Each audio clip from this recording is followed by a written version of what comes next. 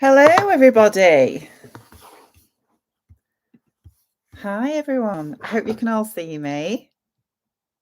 How is everybody this evening?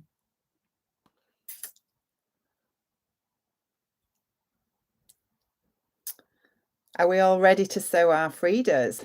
That is the question.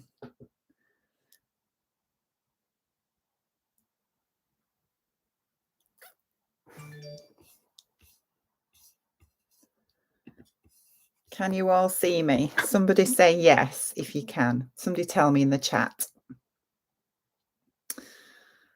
Somebody's got the wine. Helen's got a wine. Yes, you can see me. Fantastic. Yay, everybody's saying yes. How is everybody today? Are we all okay?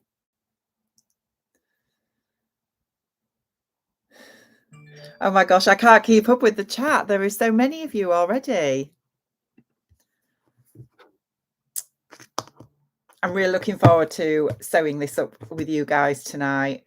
I haven't got my wine yet.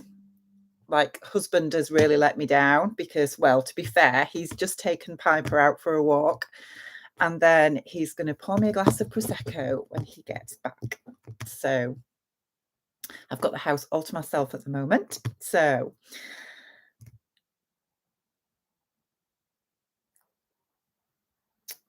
I'm just trying to read everybody's chat, which is just really good. I am wearing my Wilder top tonight. It's just cut off at the waist here, and I'm wearing it with my jeans. This is in a viscose. I can't remember where I got it from, somewhere years ago. Right, so I had to nip out about 3 o'clock this afternoon because I was just cutting out the interfacing for the bits that we're going to be interfacing on this lovely blouse. And then I suddenly realized I didn't have any buttons. So I had to do a mad dash to my local boys to grab some buttons. And they had the most amazing buttons, actually, that completely match my fabric, which is fantastic. So I'm really pleased about that. I also did buy some fabric while I was there. Only a couple of pieces, but, you know, it had to be done. I can't show you because it's in the wash at the minute. And do you like my earrings? Can you see them? The little shells. I thought I'd put some earrings in tonight. So let me work it through. Anna's here. Hi, Anna. Looking lovely, Rachel. Thank you. Lisa's here. Hello, Lisa. Daniela. Hello, everybody. Burnett. 7 a.m. in New Zealand. Wow. Lynette's here from West Sussex. Suki's here. Good evening, everybody. Karen, hello, everyone. Elaine says, got some Prosecco on the go. Fantastic. Hope I can still sew. Yes, that's the thing, isn't it? Lynn is here from Dorset. Hey Meadow is here. Hi, says hi, Ruan, and hi, Michelle. Anna says to Michelle, hiya, I have my dinner and a cup of tea. I've had my dinner. We have had a beef stir fry in a honey and ginger sauce that Martin made. It was very, very yummy. Where are we? Christine's got a Bailey's. Wow. Sharon says, hello, everybody. Linda says, hi, a bit late. Sorry. Don't worry, Linda. We've not started yet. You're absolutely fine. Ruan's here waving. Janet, hello from Staffordshire. Burnett says 7 a.m. in New Zealand. Would it be bad if I joined you with a glass of, I couldn't catch that bit. Hang on. With a glass of wine at this time. Not at all, Burnett. It's past lunchtime, somewhere in the world, isn't it? Jane says, love the Wilder top. Thank you, Jane. Hey Meadow says, you're in time, Linda. Hope you're well. Christine says, hello. Alison says, good evening from Kent. Anne says, hi from Barnsley. Not too far from me, Anne. My sewing space is here. Just saying hello. It's about to cook prawn linguine. Oh, yummy. Trisha is here. Hello, everyone. Sharon is here. Hi. It'll have to be coffee for me. It's a little early for wine in Auckland, I'm sure. I'm sure it is. Stitch Black Fashion says hello. Hey Meadow. Hayley is here from Adelaide, South Australia. 4:30 a.m. Oh my word. That is so early. Adele says, hi, hope you're all well. I'm really good. Thank you, Adele. A Quilter Knits is here from Wisconsin. Sewn by Jan is here. First time watching. Welcome. Fiona is here from Cambridgeshire. Penny, a newbie to the Sewalong. So excited. Nicola is here from Inverness. I bet it's cold up there. Nicola, I'm sewing up a pattern test whilst watching. Ooh. What else have we got? Kath says, hi, I'm now in the process of making my second Frida. Oh, we have an expert here then, Kath. Eliza says, hello, a little late, had to make hubby a snack. Sarah and Ruby says, hello, love the earrings. Thank you. So Mad is here. Hi, everyone. I'm on tea only as I'm... Oh, gosh, you know, I need to put my glasses on. I can't read. I can't read at all. I'm on mum taxi duty later. That's it. That's boring. Alyssa says it's 1 p.m. in New Jersey. Wendy is here in Staffordshire too. Rebecca is here. Hello. Judy's here. Hello, Judy. Nikki. Hello, everyone. Yvonne. Hi from the Netherlands. We are quite global tonight, aren't we? Moran is here from Israel. Wow. Today was my daughter's 6th birthday and I'm very tired, but I was waiting for this so long. Well, very welcome to you, Moran. Slow and So says, hello, everybody. Sylvia here. Claire waves. Hi, Claire. The lovely Andrea is here from Ireland. Jason is cooking tandoori chicken for our dinner. Yum. So Andrea is also an expert in the Frida because she's made loads. So I'm sure she can put us right if we go wrong. Susie's here from Dorset. I'm a Sewalong virgin. Welcome, Susie. Cynthia is here from North Carolina. Denise is here from Canada. Carrie's here. Hello. Vanessa's here. Hello. Eileen's here. Hi, Rachel and everyone. Lovely to see you. It's lovely to see you too. Hayley says, hi, Andrea. I hope he cleans up the kitchen after himself. Keely says, hello. Just here to see how these things go. Welcome. Jenny is here. Hello from West Sussex. Shannon is here. It's 8 a.m. in Hawaii. Good morning. Good morning to you, Shannon. Oh, my word. There is loads of you. Right. So have you all got your patterns cut out? I have mine cut out. I have interfaced the bits that we need to interface. I've printed off my instructions because I've got the PDF version of the Frida. For those of you that aren't sewing the Frida, but you're sewing something else, you know, off you go. Let me know in the comments what you are sewing. And yeah, sew along with us. But we're going to be sewing the Frida blouse. And I have wanted to make this up for so long, especially after seeing Andrea's, because she's made some fabulous versions. And yeah, the only thing I have done so far, apart from cut all my pattern pieces out, is to interface the bits that need interfacing, which are these bits here. So if you haven't already done so, I would suggest do this bit first. Interface, you need to interface your sleeve trims, which are these rectangular pieces here. This is my fabric, which is a lovely Lady McElroy cotton lawn called Looking Good, I believe. I have also interfaced the collar. Yeah, the collar pieces.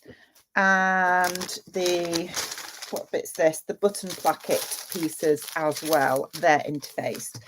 So they're all done. Now, the other thing that I've done as well is, according to the instructions, you cut 2 of the back yoke on the fold, which is this piece here, and just 2 of the front yoke. But I've cut 4 of the front yoke. I've done 2 pieces in white cotton lawn as well as my fashion fabric because I'm going to burrito it, I'm hoping. We shall see how it goes. And with my back yoke, I've cut the other piece in plain cotton lawn because with this being a cotton...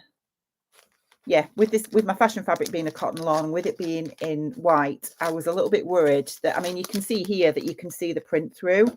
So I didn't want that to show on the finished blouse, if that makes sense. So the facing pieces I have just cut in a plain cotton lawn, and I'm hoping that's going to be okay. And I've done exactly the same with my collar piece. So the collar pieces, you cut 2 on the fold. You've obviously got the outer collar and then the facing, and the faced side again I have just done in a plain cotton lawn so that you don't get the print showing through, if that makes sense.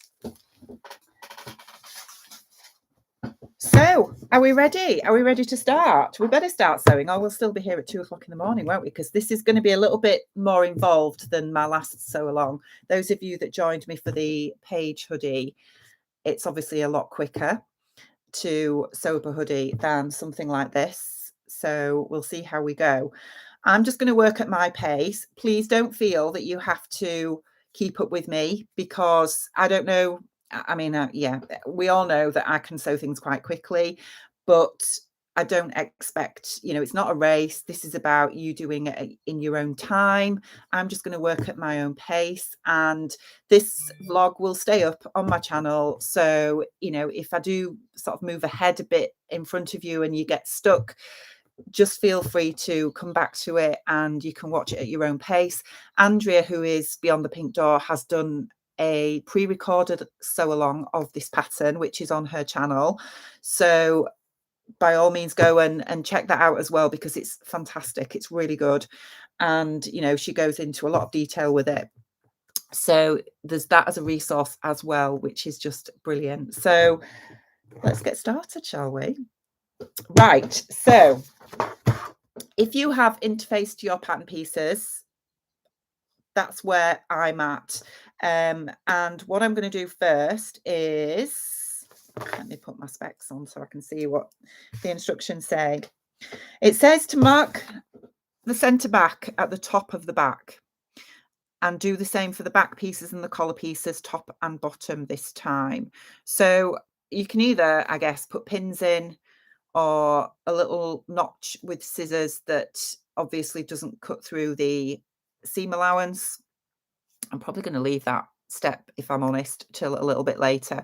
So the first bit that I'm going to do is gather the top of the front between the 2 markings. So let me grab the front pattern pieces,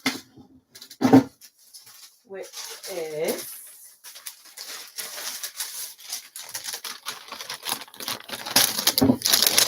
this pattern piece here. So you should have a couple of notches that you should have just snipped into your fabric at the top. And what we're going to do is do some gathering just between those 2 notches on both your front pattern pieces. Now, I normally would French seam this kind of fabric, anything like viscose and cotton lawn, I would French seam. But for the purposes of this sew along, I'm not going to French seam it. I am just going to overlock it. But, you know, if you want to go ahead and French seam on yours, then go ahead. If not, you can overlock it as I'm going to do, or just pink it if you've got pinking shears, or use a zigzag stitch on the seam. Not on the seam, sorry, on the edge of the fabric when you have sewn the seam together. So however you want to finish it after each step, you can do so in your preferred finishing method. So I am going to just set up my bath. I'm going to turn you around and you can watch me sew. How's that look? So I'm going to set up my faff for a long basting stitch, and make sure that I have got a good thread tail. And then I'm going to sew a gathering stitch. Now, how you gather is really up to you. I tend to only do 1 row of stitching in something like this, because it's not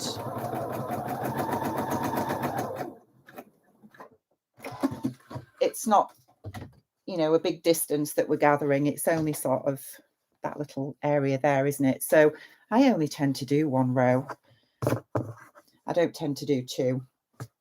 But if you want to do 2 rows, you can do 2 rows. Just make sure your stitching line is within your seam allowance, which I believe is, for most of the seams where your pattern pieces are joined together is 1.5 centimeters, but I think some of the parts in this are slightly different. Done your gathering stitches on both your front pattern pieces, we next need to pin the gathered front to the front piece, so that's the front yoke piece, right sides of the fabric together with markings matching. Stitch and overlock the seams together by zigzagging, but I won't be overlocking mine because I've got a facing piece as well. Press the seam gently upwards, do the same with the other front. So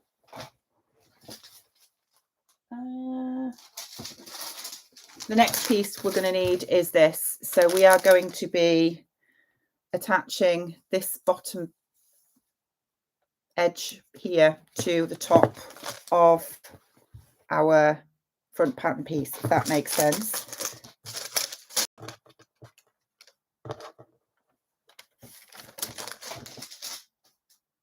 So as I showed you earlier, I've got my facing piece and my front pattern piece as well, my fashion fabric. So it's obviously because I'm doing the outside. Ooh, stuck together there. Where's my scissors? Just snip that off. Okay. I'm going to do the fashion fabric bit first, if that makes sense. So where are we?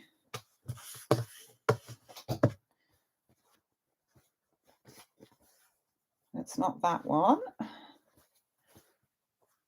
Okay. So where are we up to with the chat? Bernadette's here from Bristol and she's working on the Frida. Karen's here from St. Petersburg in Florida. No sewing, just having fun watching. Welcome.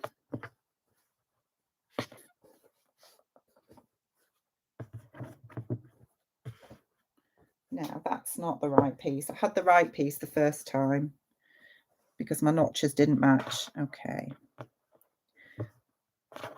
There we go.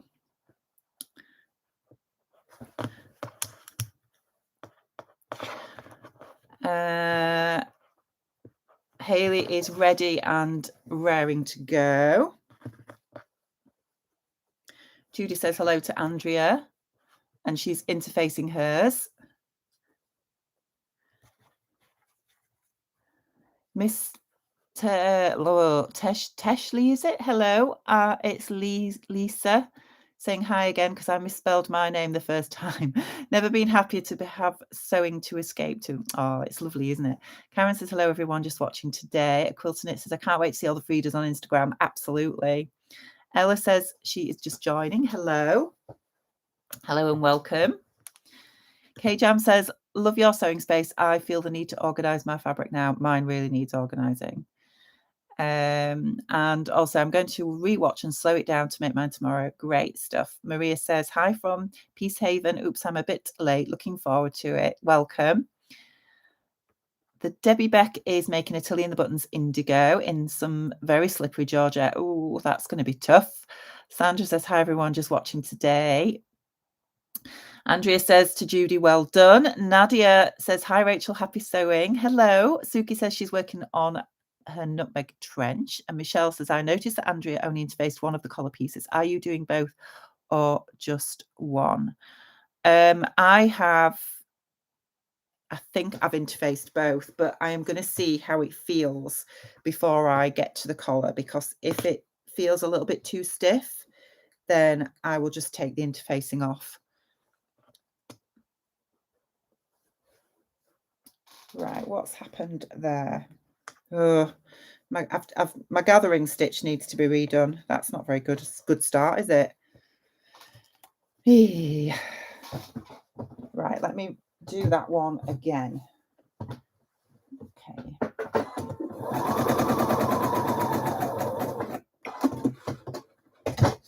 Okie dokes.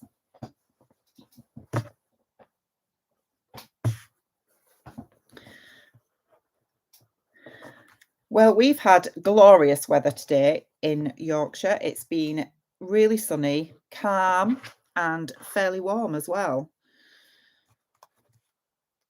which has been so nice because we've had weeks of what has felt like endless rain. So it's been beautiful today, but I've heard we're going to get some snow. We did have some snow on Thursday, but it was a very quick flurry and then disappeared, which was rather sad because I do like the snow.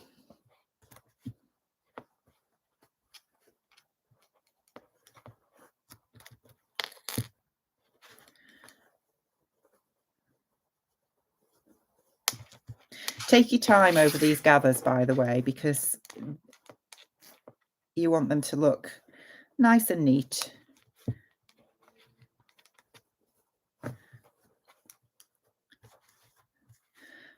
I can't wait to see all the Fridas. I've seen quite a lot of people today on Instagram posting pictures of their fabric choices, and there's some beautiful, beautiful fabrics being sewn up into this blouse. So it's going to be lovely to see when they're all done. Oh, Carrie says she's washed her car today, so it's going to rain. Yeah, Martin's done my car today. Aren't I lucky? While I was getting this all prepped this afternoon, he was out washing and he has waxed my car. It's gleaming. It looks like a brand new car.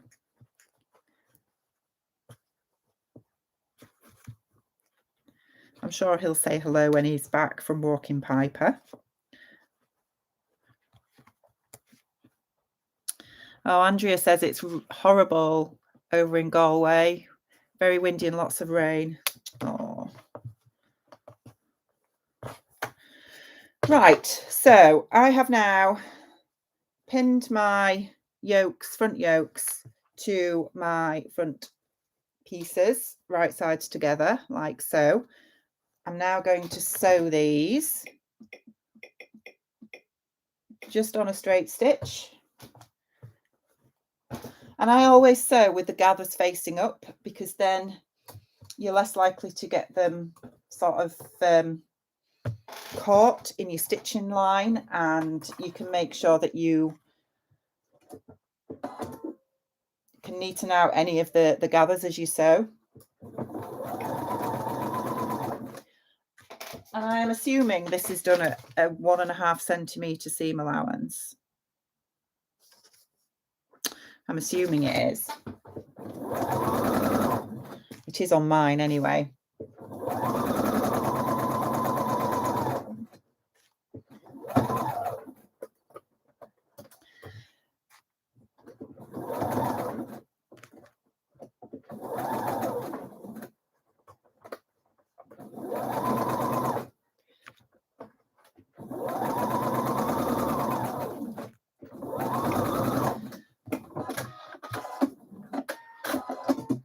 So that's one done. We'll do the other side.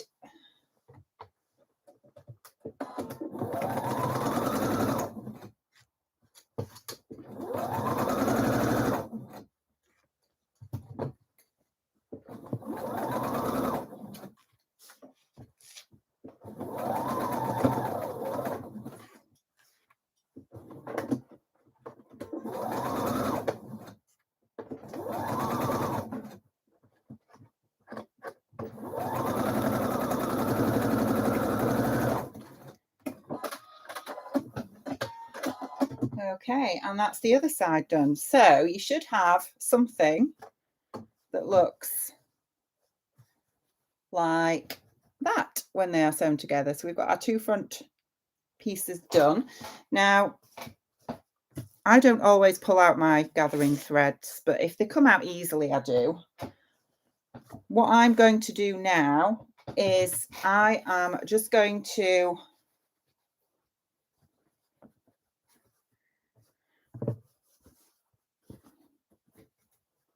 hang on, let me get that one out.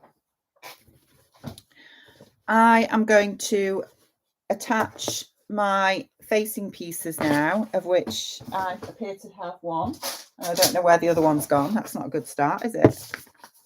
Where's the other one gone? Oh, here it is. So I am going to attach my facing pieces to the same seam on the wrong side of my fabric so that I will have this seam enclosed. I'll show you what I mean when I've pinned it. Obviously, if you're not doing this, as many of you might not be, then you can either move ahead in the instructions if you want to,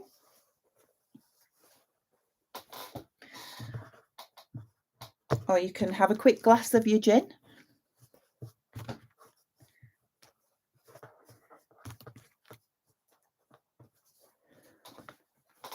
While I catch up, when I've pinned it, I'll show you what I mean. That's it there. Okay.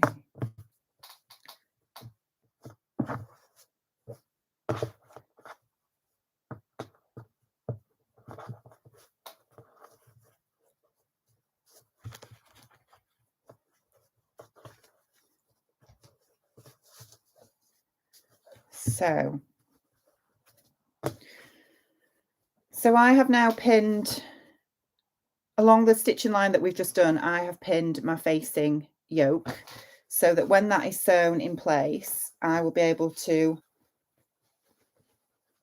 fold it up and the inside will be nice and neat like that, and then that will be the outside. So all I'm going to do is just go over the same stitching line that I've just created along here to sew that in place.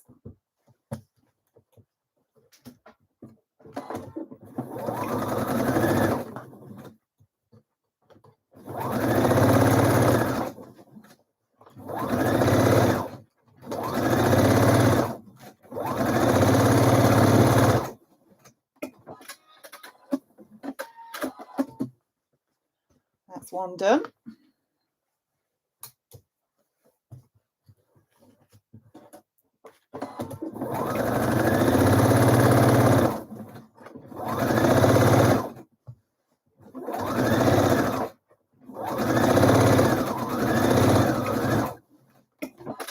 And that's the other one done. So now my seam line, the raw seam is enclosed. That's the outside, and that's going to be the inside. So it's nice and enclosed and nice and neat. Okay, so that's our front pieces done. And we can just put them to one side for now. And then we're going to be working on the back piece in a second. I just want to catch up. Let's have a look. Where are we? Okay, so Sheila says she's interfaced both collar pieces. She's done away with the back yoke due to round back issues. Lovely adjustment, and have an inverted pleat. Fingers crossed the adjustments work. Well, you will have to let us know, Sheila.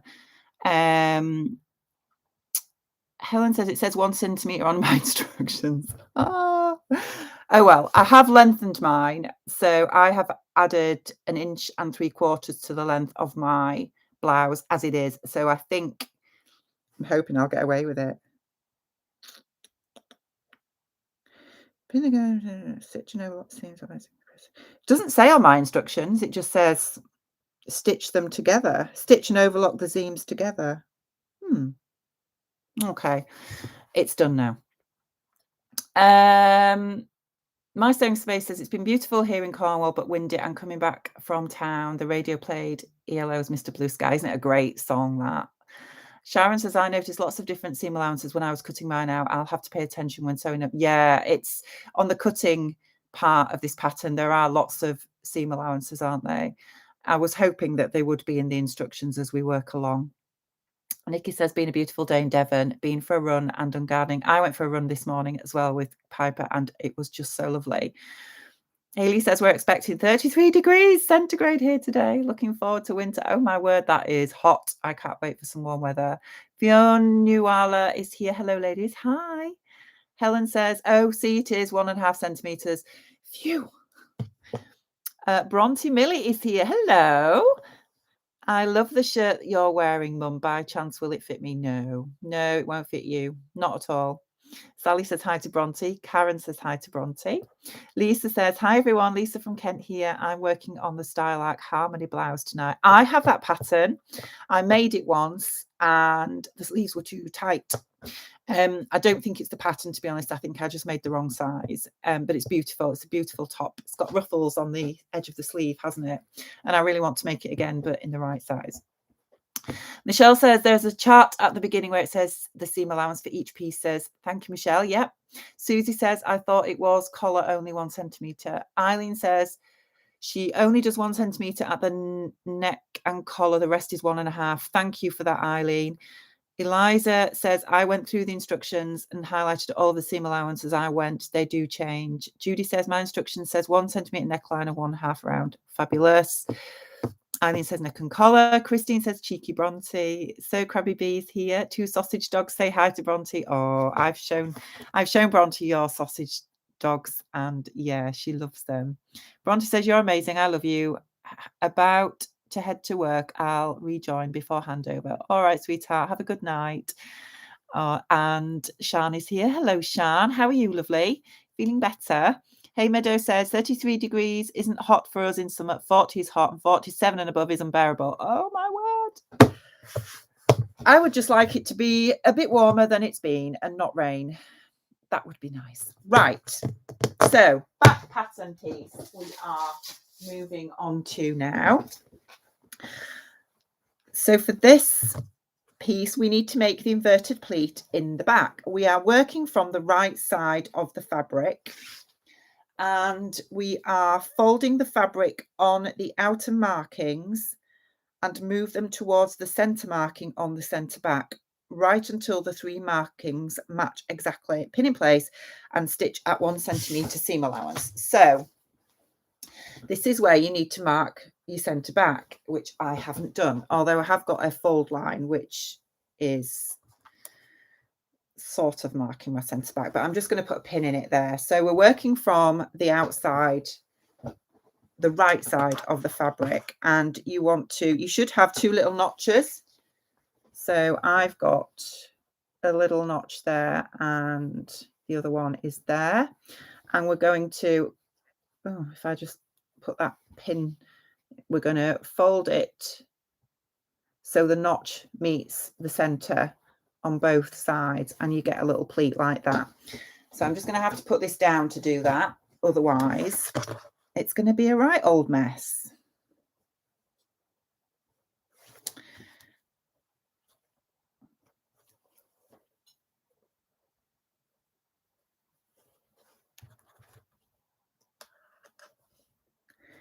Okay, so when you have pinned them, it should look something like that. So I've got a little pleat just in there, and the fold of that side of the fabric is right at the center back and the same at that side. And then I'm just going to stitch across at 1 centimetre seam allowance to keep that in place.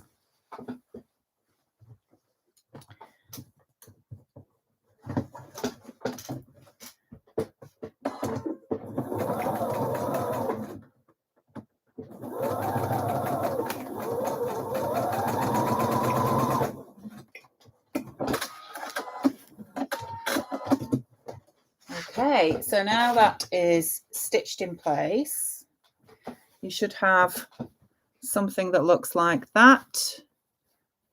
Just stitched it across there, and then you've got your little pleat like so. Where were we up to? Jules is here from Cumbria. Hi, Jules. Shan says, feeling much better now. Finally allowed out in public again. Yay! Love your top. Thank you. Denise says it's minus 18 degrees here in Canada. That is cold. Great for sewing. I hope you are keeping warm, Denise.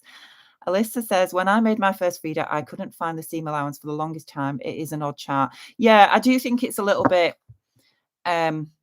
it's not the easiest way to explain the seam allowances.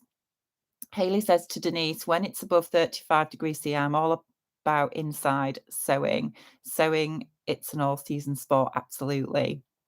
Andrea's going to go get her dinner. Enjoy, Andrea, and we'll see you soon. Right, so let's have a look at what's next. So we are now going to pin one of the back yokes to the back right sides of the fabric together. Make sure the top side of the back levels with the bottom side of the back piece, stitch in place. And then we're going to attach the second back piece with the right side of the fabric to the wrong side of the back and stitch in your first stitching. Press nicely. So what that means is grab your back yoke pieces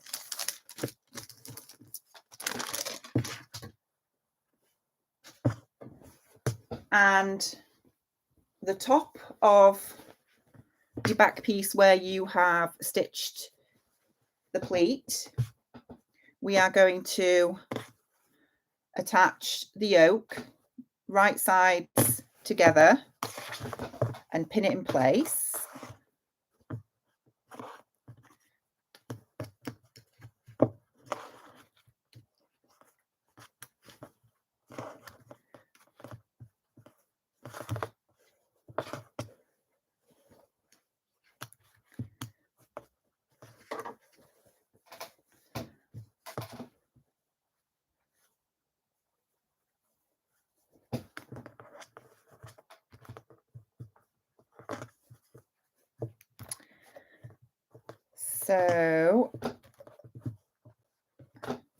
So you should have something that looks like that. So they're right sides together.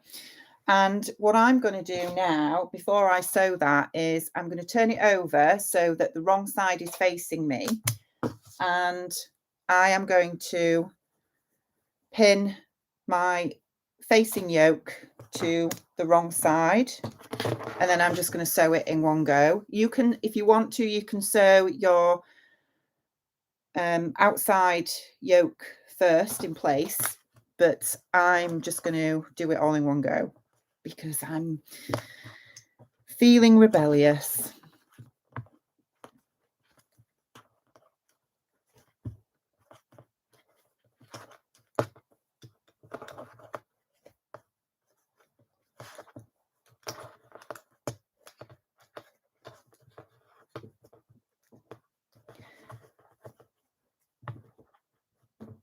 So if you're feeling rebellious like me, what you have now is you've got your yoke, right, your outer yoke right sides together with the back piece pinned.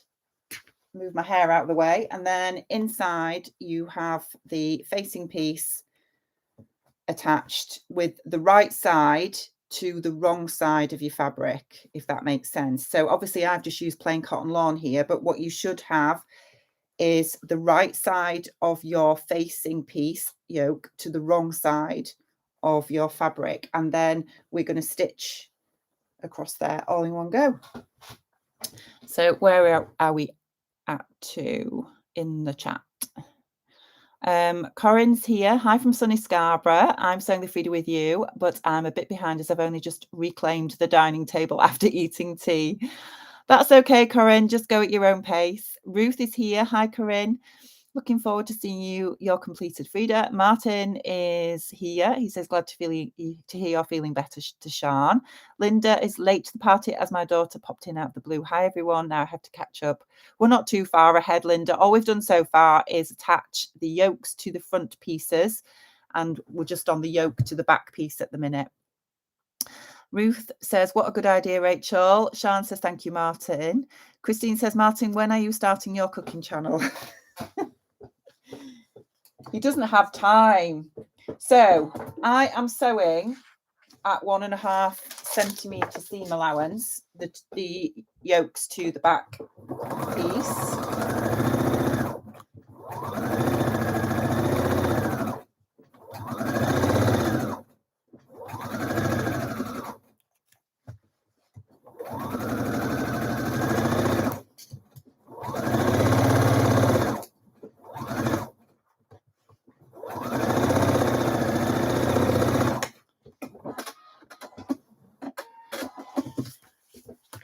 Okay, so when that is sewn and you flip up your 2 yoke pieces, you should have the raw seam encased in between. So that's it from the outside, and that's it from the inside.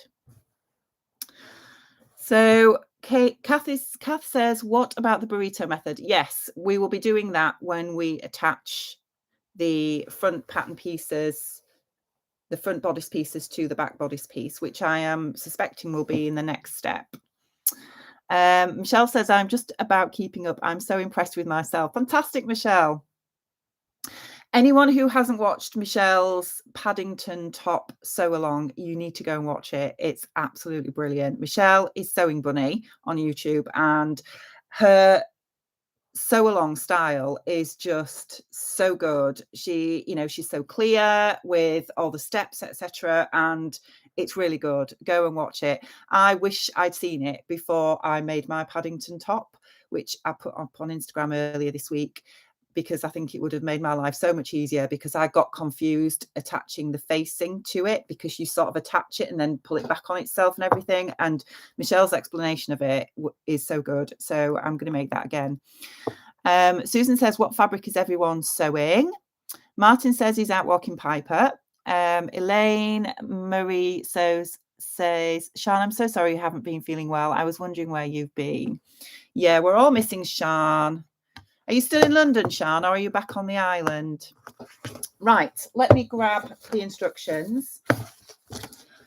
So now it says, place the back with the right sides of the fabric facing up. The back piece that's on the inside of your blouse is folded down.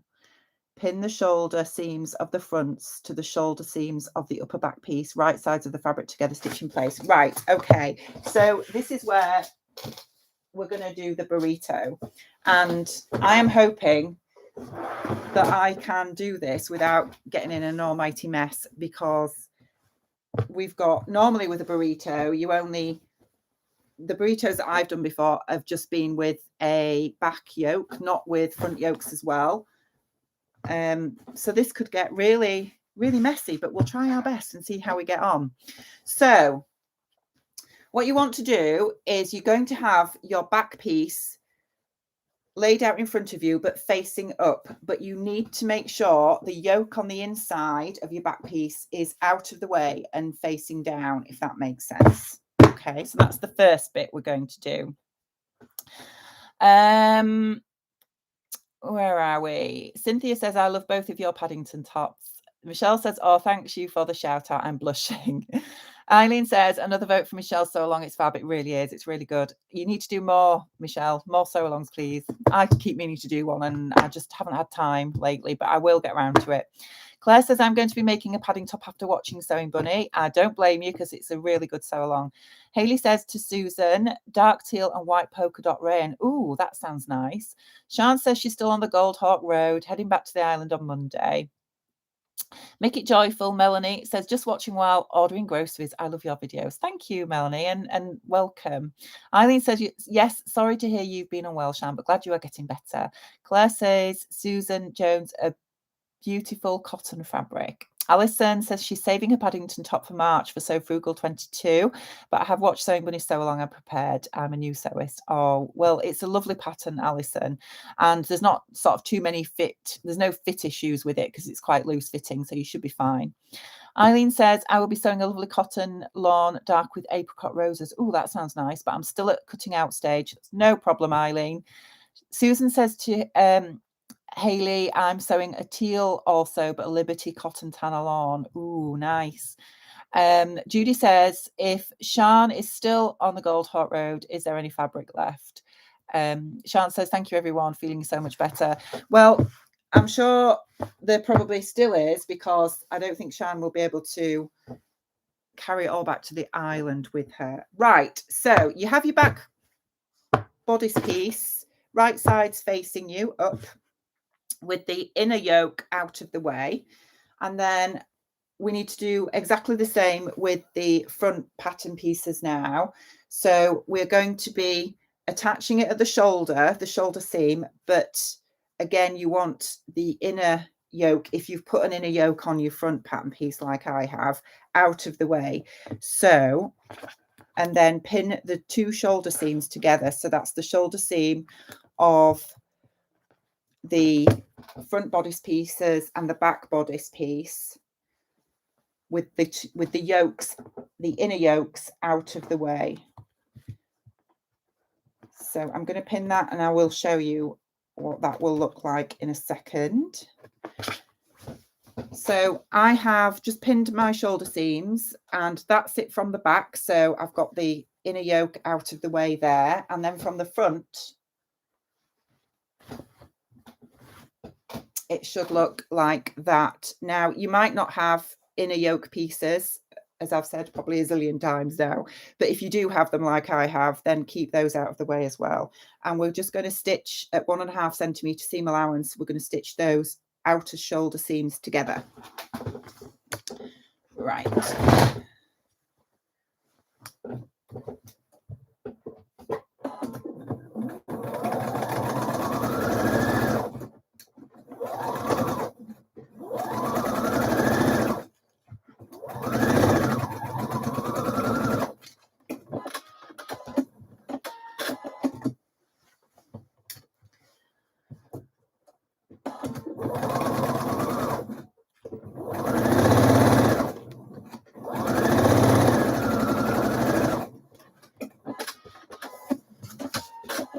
So I thought I would just quickly talk to you about sizing and alterations, because obviously I'm 5'10", and I couldn't find what sort of height that this pattern is drafted for.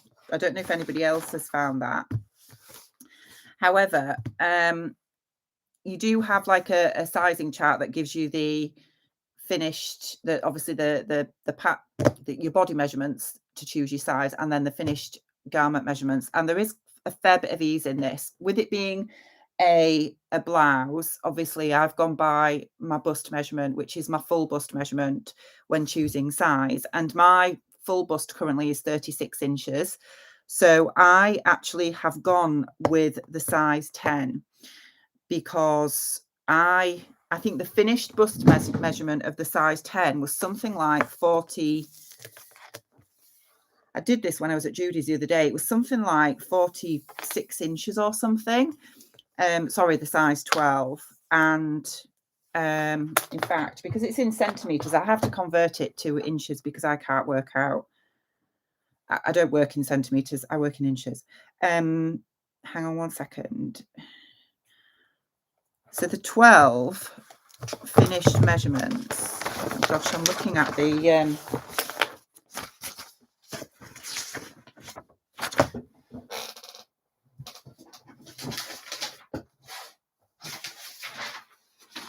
I'm looking at Dutch measurements here, and I can't figure it out at all. Here we go. Right. So the finished measurements in English for the bust is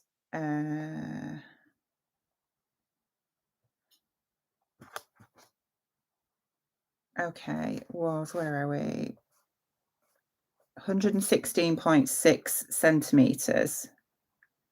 So that's the size 12. Yeah, 46 inches, which is massive. So what I did was, all I did when I chose the measurements, that's 46 inches there. And I know this blouse needs to have a fair bit of ease, but even for me, I've got a padded bra on at the minute as well. Even for me, I just thought that is like a lot of ease. So I decided to go down to the size 10, of which the finished bust measurement on the size 10 is 44 inches, which is still going to be a lot of ease, but I didn't feel comfortable going down to a size 8 because, yeah, 44 inches is there on me. So I've still got, you know, a fair bit of ease, which, you know, I'm going to want in this kind of blouse. So that's the size that I've gone for. And the only other changes I've made to the pattern as it is was to add on 1 3/4 inches to the length and of the bodice pieces. I didn't change anything on the yokes. I just added that length to the actual front and back bodice pieces. And I've added 1.5 inches to the length of the sleeves as well. Now the sleeves, I don't believe are full length anyway. I think they're about this kind of length from what I can remember. I mean, I'm quite happy with that kind of length. Some people I know don't like this kind of length and they either want full length or shorter. So obviously you can alter that as to suit your own needs. But that's what I've done with mine. So we shall see how it works out. Where are we with the chat? Oh, hang on. I'm running out of battery. 2 ticks.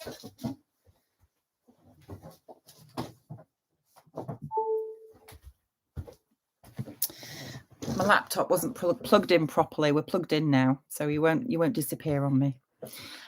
Shan says she's posted her fabric back to the island today as she brought the smallest suitcase with her, rookie error. Rebecca says she's using a Mind the Maker forest green viscose crepe. That will be nice. Jules says your machine is great. Thank you. It's a faff and I love it. Eliza says a crisp white lawn for Breezy Spring top is what I'm using. Nice.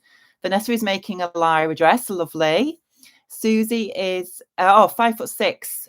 So I have added on 1 3/4 inches, which takes it to 5'8". So it's probably still going to be a little bit short, but it'll be fine for tucking into high-waisted trousers. Maria says, good morning from Melbourne, Australia. It's 5:45 a.m. Watching and having my cuppa. Can't make noise, so we'll sew this later. I'll try to be quiet then, Maria. Karen says, hello, just watching and tidying the sewing room, organising fabrics and looking through free patterns. Hayley says, hi to Maria. Welcome. I'm in Adelaide. It's 5:20 here, and I know there is at least one New Zealand person here, so even earlier. Flo says, hello from Canada, knitting on a sock and watching the live. Just went through my fabric stash, found the stuff I'd forgotten about. Yes, I'm sure that I have lots of things in my stash that I have forgotten about. Judy says, wow, it's wonderful to see how these Sewalongs have grown. We're worldwide. We certainly are. It's fabulous, isn't it? Jules says, I've just made my first coat, the Sapporo pattern. I've made 2 of those. Yes. Have I made 2? Yes, I've made a pale pink one and a bright pink fluffy one. I love it. But I think they've renamed it now. I think they've call it the Nova, don't they? Kathleen says, hi, everyone. Don't forget to press that like button. Yes, please. Press the like. Right. So now then. Oh, this is where we do the burrito bit. So we have to, the instructions tell us to roll up the back and front until they're in the middle of the 2 back pieces. Pin the shoulder seams of both back pieces with the right sides of the fabric together. You have to fold the inside back piece upwards for this. The back and front disappear between the 2 back pieces. I just don't understand that at all, but I have done the burrito a few times, so I think we'll be able to work it out. Okay. Right, so what we want to do is we want to be able to get the shoulder seams of the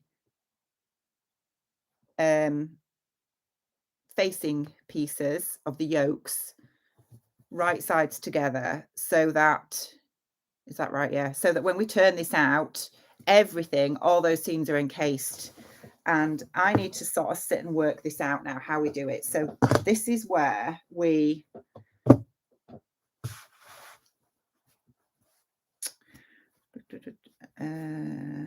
okay.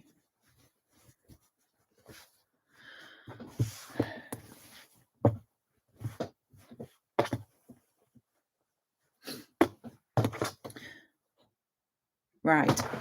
For me to do this, I need to start off with the blouse laid down on my top with the back bodice wrong side on the table. So the right side is facing up, if that makes sense. And then what I'm going to do first is you want to be rolling up the entire blouse. That's the front and back pattern pieces in like a sausage. So it's like that, if that makes sense.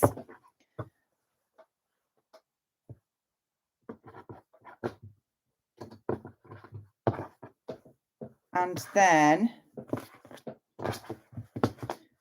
what I've done now is I have flipped it over so that my front yokes are now laid on the top, and then the back yoke of the facing piece I can pin to the shoulder seams together. I hope that makes sense, because I can't really show you what I'm doing. And I'm hoping this is going to work.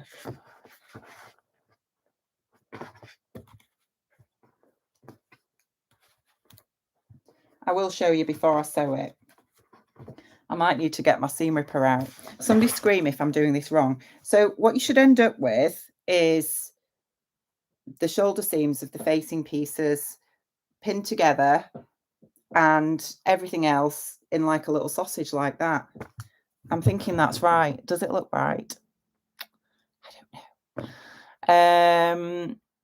Judy says, anybody from Kitchener, Waterloo in Canada used to live in Waterloo? Helen says, I have bought 5 black buttons with white dots and 5 white buttons with black dots. It will be a last minute decision. I'll show you my buttons before I pluck up the courage to sew this and hope that it's right. These are mine. Can you see them? Oh, heck, hang on. There you go. They're white with black. They're like flowers, but the scallop leaves of the petals of the flowers are black and the center is white. I thought they go quite well.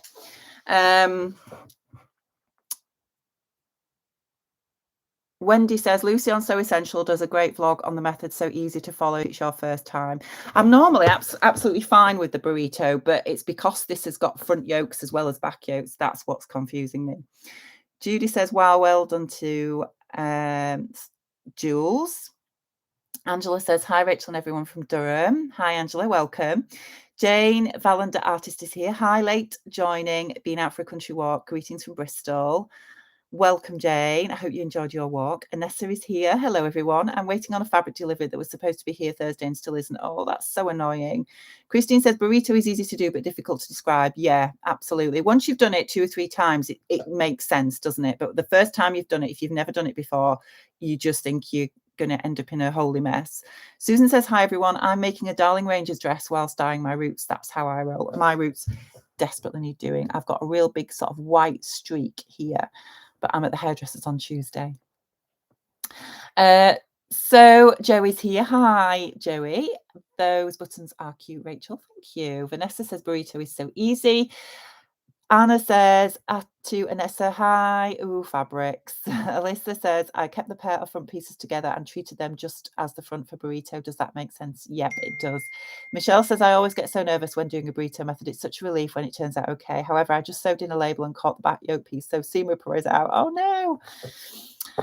Right, okay. What I'm going to do first is I am going to just lengthen my stitch, because if this is wrong, I will want to unpick it, and it will be easier if I have a longer stitch. So I'm going to stitch it first, and then I will go over it again if I have done it right.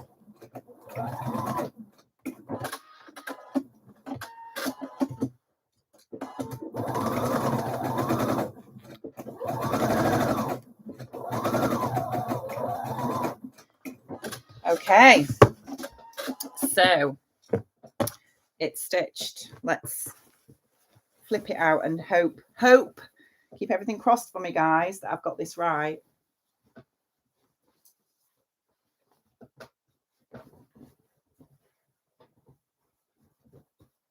Oh yes, I have. So when you turn it out, you should have all the insides nicely,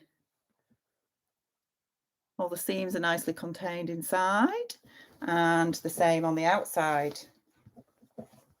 There we go. So phew, that'd have been a disaster if I'd have done that wrong. What I'm going to do now is I've just turned the inner yokes inside out, so I can go over that stitching line again at a smaller stitch length, so I know that those seams are secure.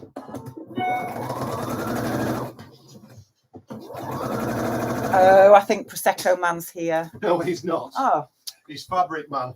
Having folded up your latest rather large amount of fabric from don't tell them all. Come on, Piper. I may have bought more fabric. No, there's no may about it. Come on. Come on. Out we come. We'll be bringing Prosecco back shortly. Thank you. Did he enjoy his walk?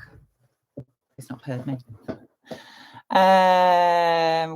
Where are we? Okay. Anessa says hi to Anna. Diane says, should the front yokes have been sewn first?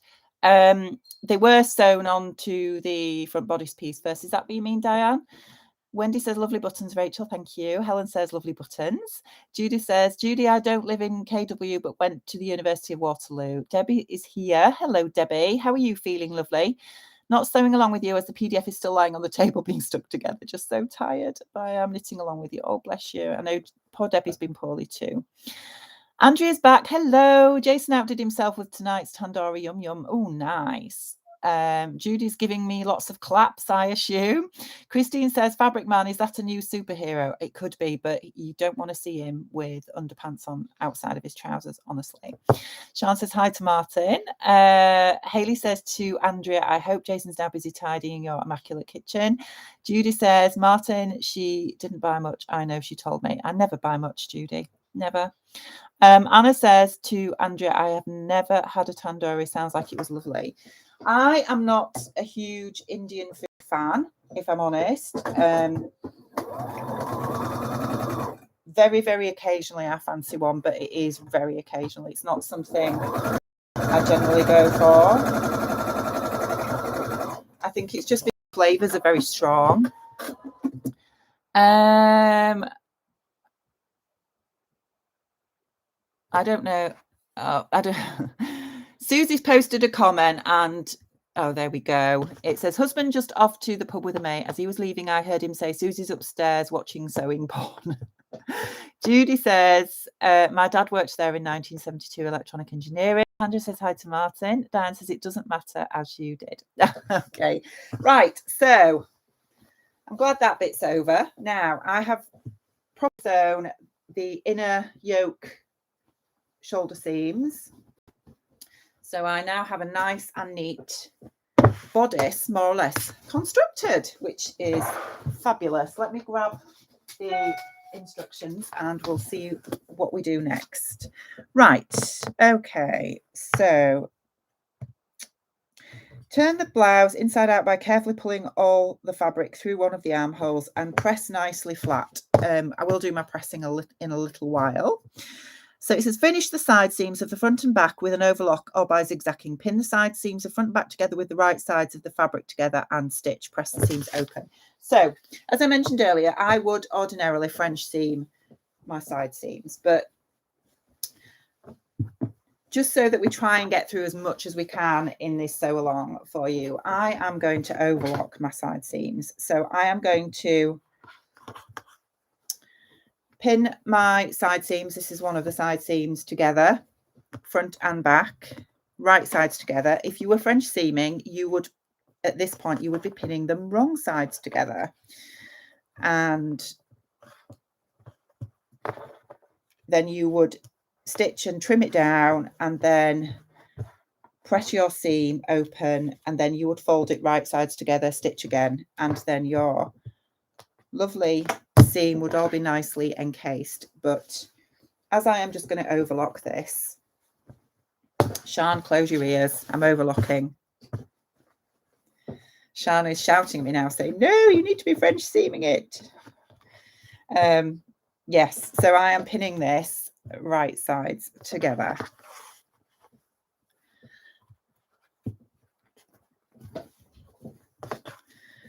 And then I'm going to stitch it. I'm not overlocking the side seams first and then pinning together. That's just wasting time. Okay, so side seams are pinned. I'm going to stitch this at 1.5 centimetre seam allowance, and then I will just run that seam through my overlocker.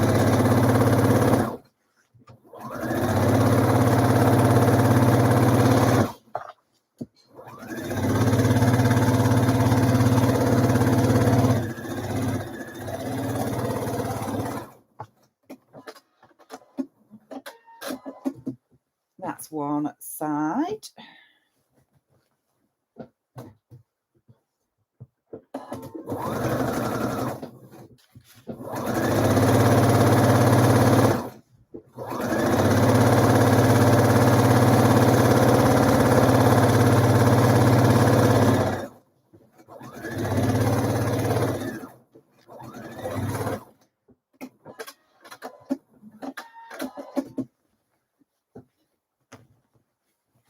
So side seams are stitched. I'm just going to have a quick slurp of some water, and then I'm going to run that through my overlocker.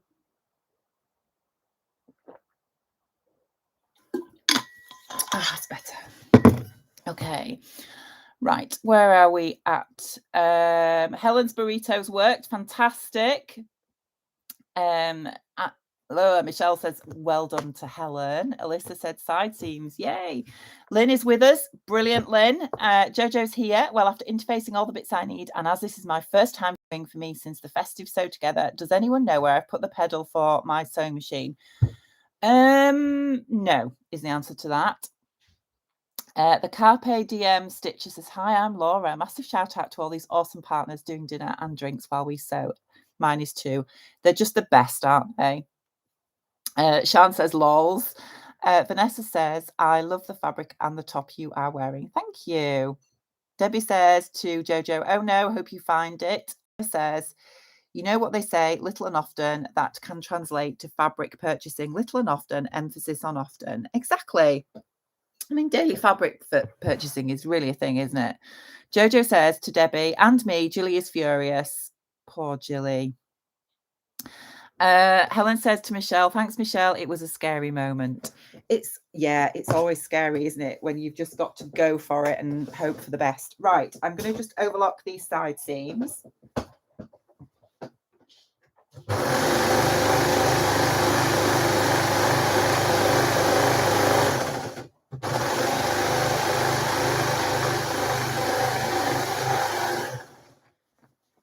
That's one.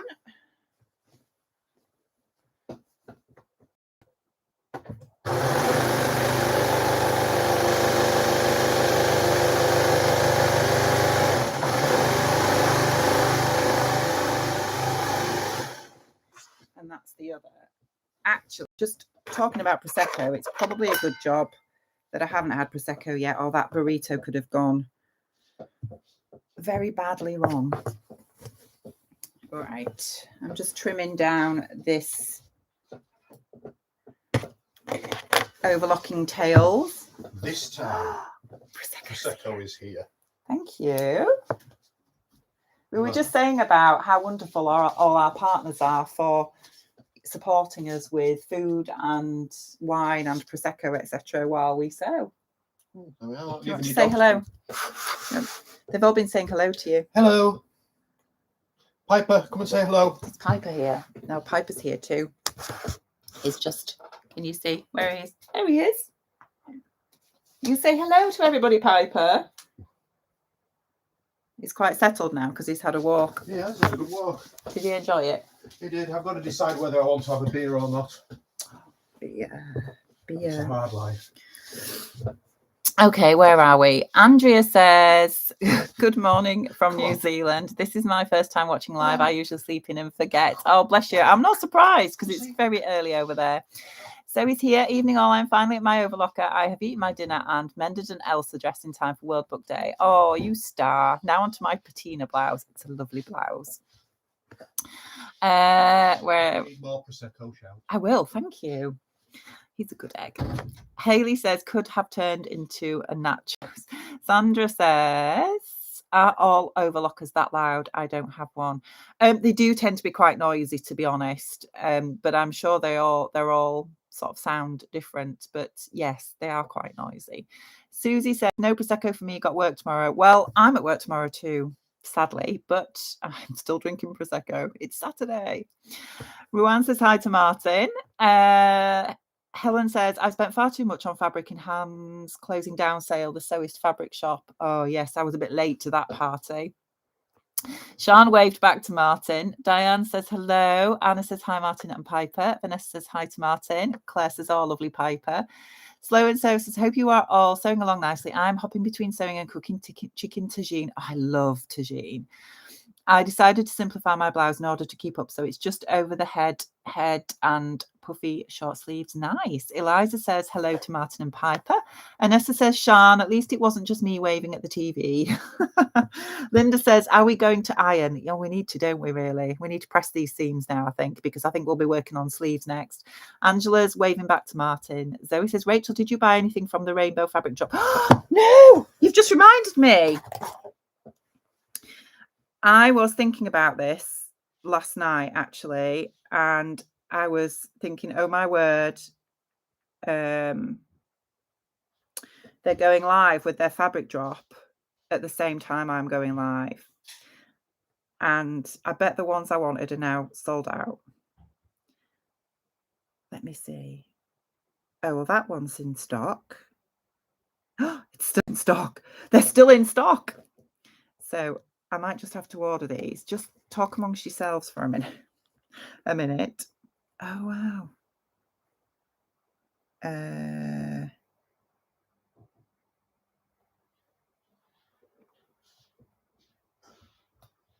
Let's just...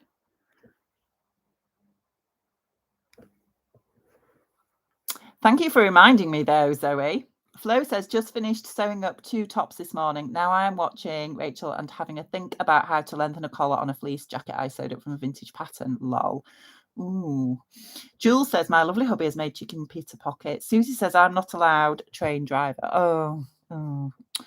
Sharon says, hi, Andrea B. There's a few Kiwis and Aussies here this morning. Claire says, hi to Martin and Piper. Christine says, hi, Martin. My husband has made my tea. Yes, he's very supportive of my sewing. Like Martin, he teases me about fabric purchases, but never objects. Yeah, Martin's always teasing me. Claire says, has anyone put their label in yet? Alyssa says, live fabric shopping, a new joint effort. Yes. Sewn by Jan says, I'm cutting out McCall's Mia 8042 after seeing Naughty Gnome's beautiful version. Oh, I've not seen that. Christine says, of course, fabric orders have priority. Jules says, am I missing something? What is the rain box drop? It's Rainbow Fabrics. These guys, I don't know if you can see it. That's the polka dot linen. They've got a linen drop tonight, which went live at 6. And quite often, a lot of their new fabrics sell out very, very quickly. They're very reasonably priced. Yeah, they're quite popular. So there's a couple that I'd like to get because I love linen. Okay, right. So hang on a second. We'll get back to the sew along shortly, honestly.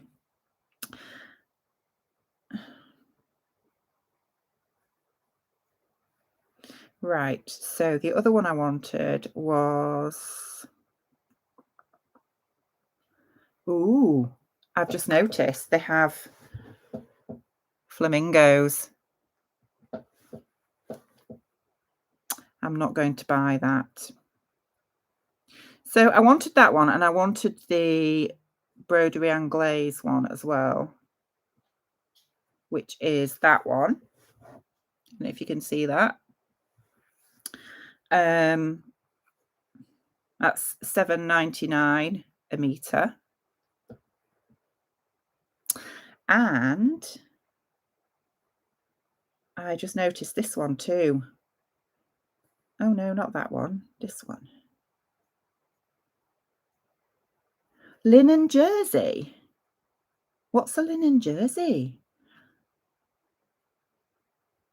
It says it's breathable drapey linen with a slight stretch that is stronger and more lustrous than cotton. Perfect for any. So it sounds like a stretch linen. This one, you might like this one, Anna. I'm going to have that too. That's $7.99. Okay, so right. Let me just check out and I'll be back with you.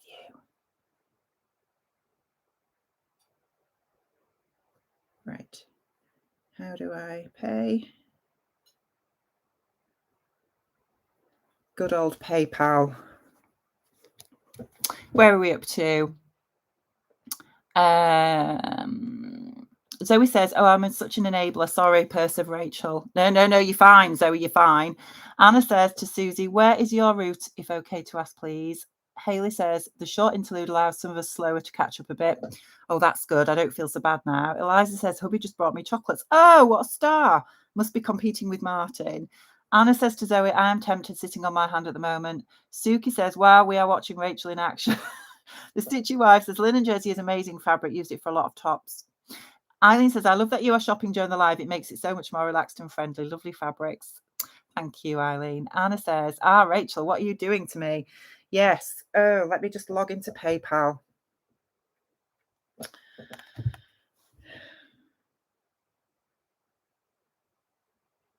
Right.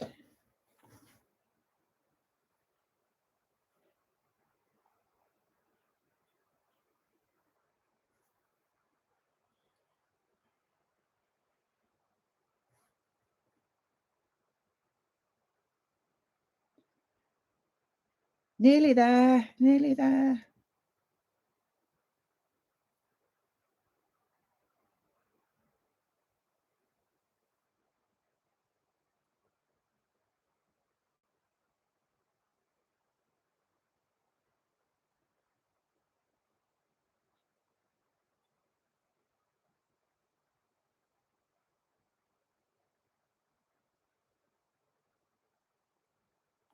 Yes.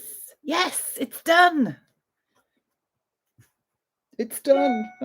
That's so cool. Okay, so thank you, Zoe, for that, for reminding me that I needed to get my order. There we go. That's what I bought. That's my summer sewing sorted. Right. Where are we up to? Andy's here. Hello. Hi, Andy. I think Andy's in Bath at the moment, having a nice little break. Denise says, real life, love it. Shan says, yay for new fabric. Yay. Anna says to Susie, okay, I know a couple of drivers, but not there. Susie says, routes London to Exeter, Somerset rounders. Used to do Bristol, but lost those due to pandemic.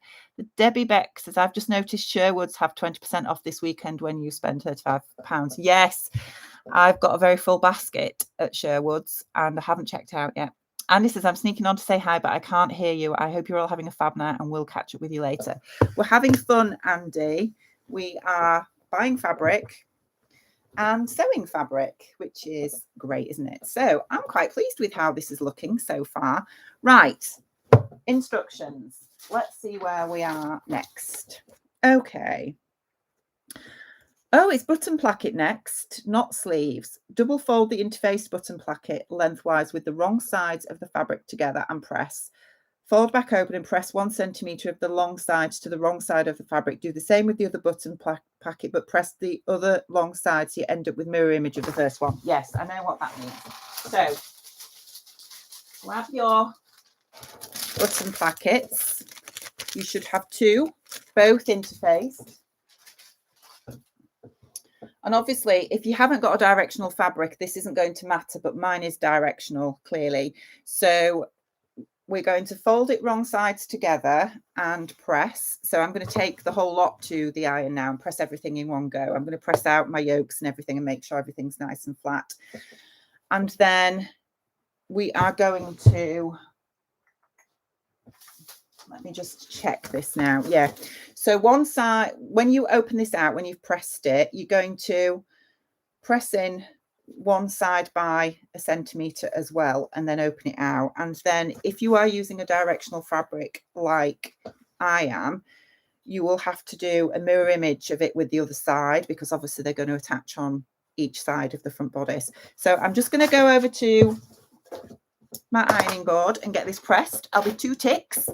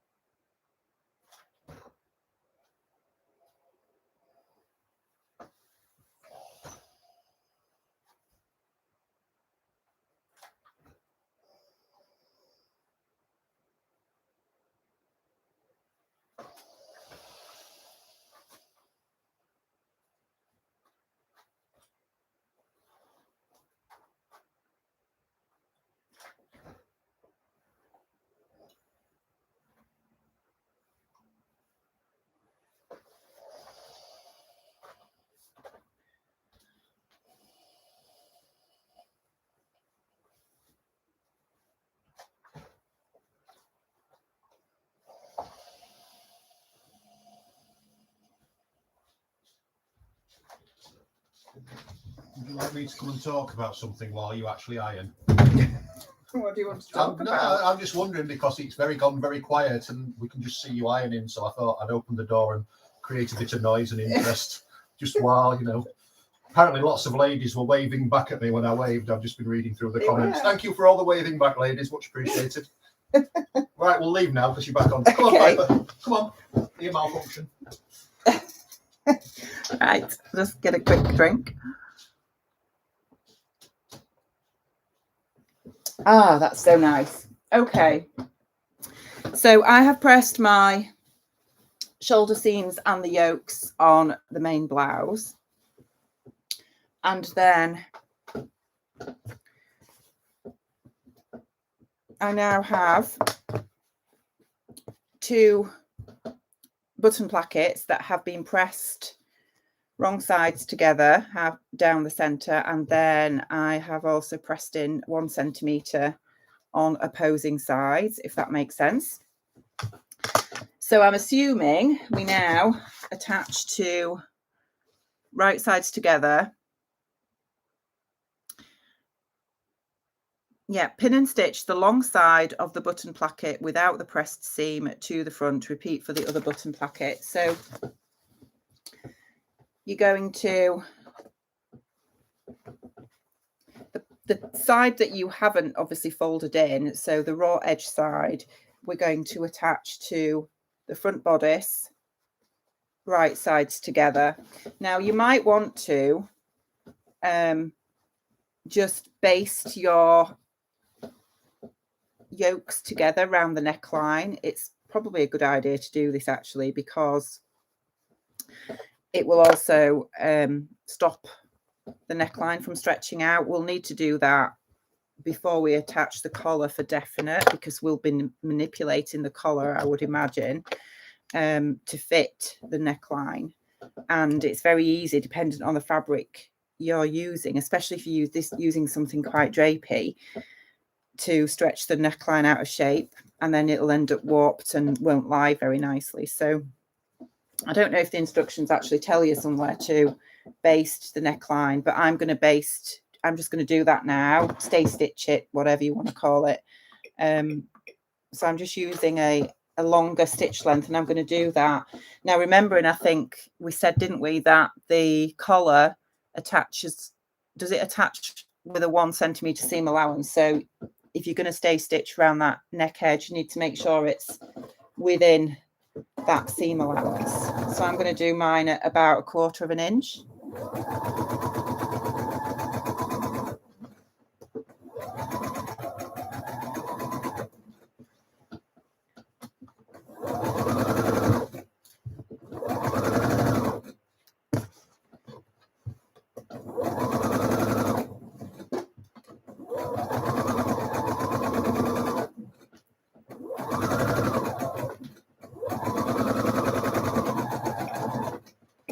Okay,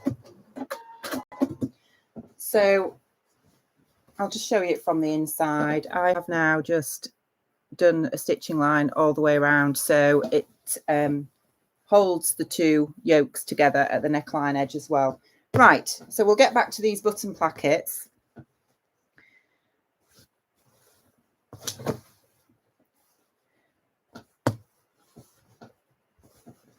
So I'm now going to pin one of the plackets to the front edge, making sure, obviously, because I'm using a directional fabric, that I get the right one, so the pattern is the right way up, because that would look silly if it wasn't.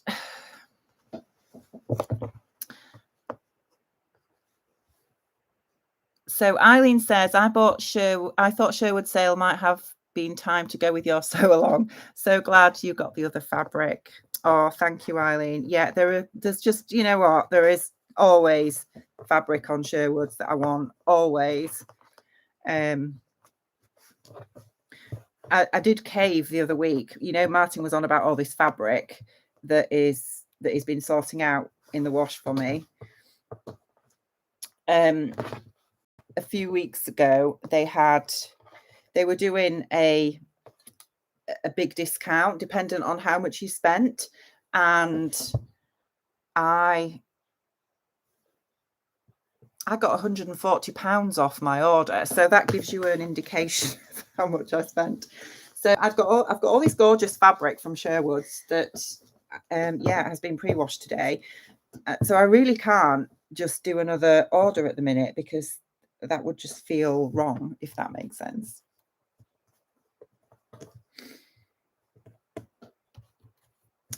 Right, so I've pinned one placket to one side. I'm now pinning the other placket to the other.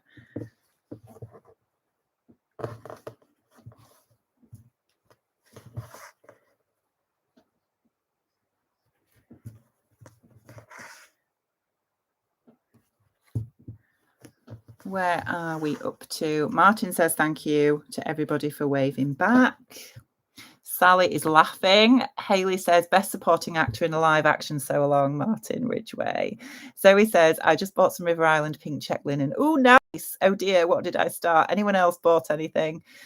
Rebecca says, just stopped my sewing to order some linens too. Such great prices. They really are, aren't they, for linens? Michelle says, I just had to get some of that white and blue animal linen jersey. It's gorgeous, isn't it, Michelle? I'm so weak. Yeah, me too. Alison says, just looking at rainbow fabrics now. Oh, what have we started? Judy says, I can confirm they are beautiful. Sharon says, your collar plans are worrying me. Won't the visible white inside be noticeable when wearing it? I don't know. Shall we have a look and see? No, it won't, because if you look at the picture, it's a mandarin collar. That picture's not the best, but it's not a collar that sits out like that. It is a mandarin collar that sits flush. Andrea, if you're there, please tell me I'm right. Anna says, you naughty lady, Rachel, 2 things have just gone in my basket. What can I say? What can I say? Right, I am stitching the plackets down. Are we doing this at 1.5 centimeters? No. Oh, yes, we are. Right. Okay. Stitch the fold. Oh, hang on. No, I'm not. I'm way ahead. Pin and stitch the long side of the button placket without the pressed seam to the front. Repeat for the other button placket. So I'm assuming 1.5 centimeters. Okay.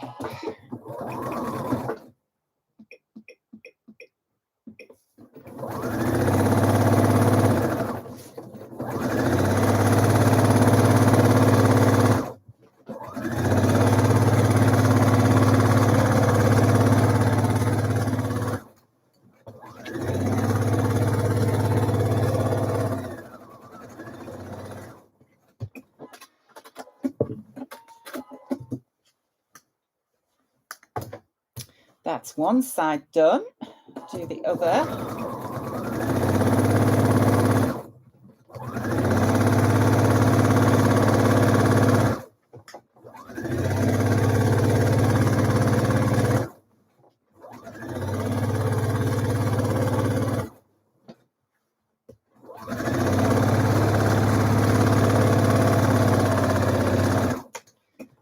And that's the other one. Okay, so now it says pin and stitch the long side of the button placket without the press seam. Oh, we've just done that bit. Press 1 centimeter of the hem of the blouse to the wrong side of the fabric. The hems of the button plackets included. Now, press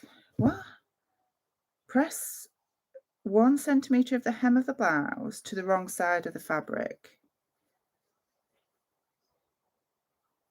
The button plackets included. Oh, right, okay.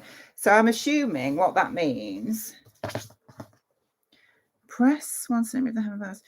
I'm assuming it means that we have just, I'm holding this upside down at the minute. So this is the bottom of the blouse and this is the placket we've just sewn.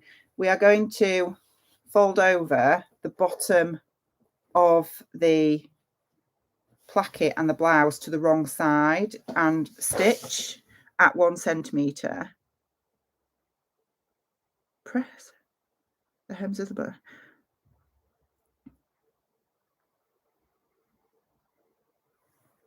And then we're going to fold the button placket to the wrong side, exactly on the fold line. Right sides of the fabric together. I'm confused. Totally confused. Let me just have a look at the chat and then I'll have a look at it again. So Joey says, I'm looking to and have a few ready to click by. The Debbie Beck says, I ended up getting the embroidery on glaze as well. Yeah, it looks so nice. Andrea says, yes, you're doing it perfectly. Thank you. Anna says, the stitch people up with enabling. Yes, you stitch people up with enabling. Oh gosh, yes. Eliza, the pudgy professor, says, bobbin tangle and threw me off. No, taking out my burrito now. Oh no. Alyssa says, this makes no sense till it does. Yes. Just go step by step, then it folds into itself. Right. Okay. Let me just read this again. So press 1 centimetre of the hem of the blouse to the wrong side of the fabric. The hems of the button plackets included. Right. I'm just going to go do that first, and then we'll look at the next step.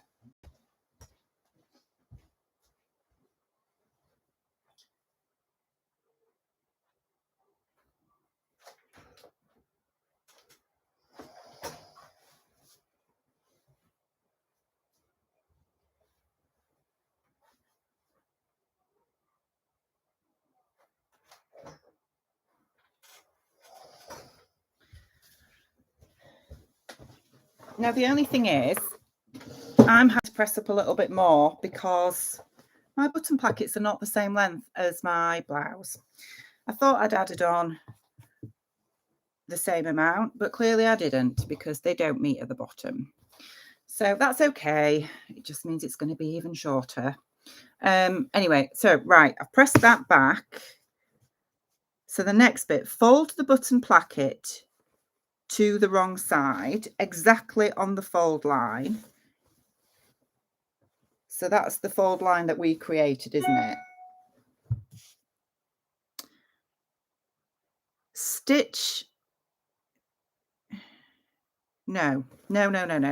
Fold the button placket to the wrong side, exactly on the fold line. So it's folded out back on itself, right sides together. That's what it means. Yeah, right sides of the fabric together. Stitch the button placket parallel with the hem at 2 centimeters.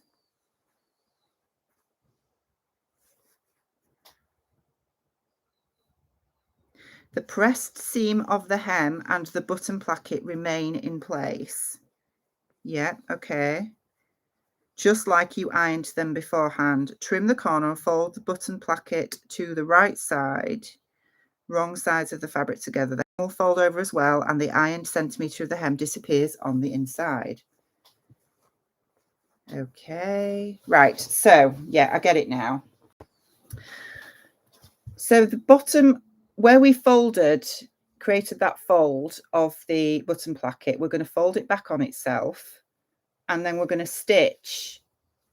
This is the bottom, we're going to stitch it at 2 centimeters, so it's a centimeter above the pressed up seam line that we've just done. So I'll do that bit first. So that is another centimeter. Let me just grab my tape measure.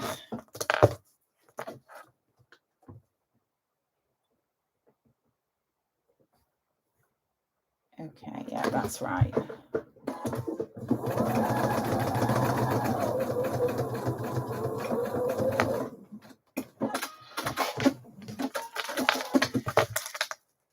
Okay.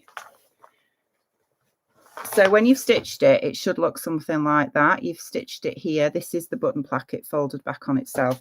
Next, we're going to just trim off this little corner here without trimming through that stitching so that we can get a nice, neat, crisp edge when we turn it right, the right way out.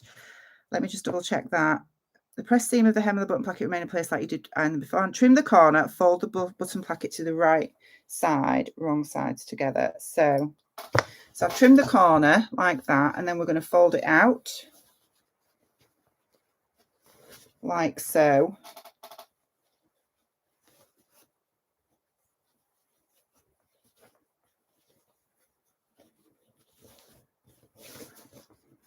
And then you should end up with the bottom of the button placket like that, with it all folded in, nice and neat. That looks okay, doesn't it? Right, so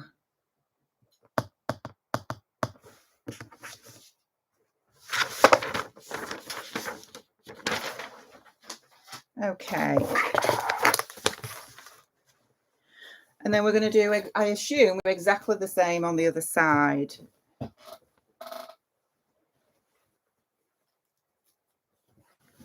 So we folded that up.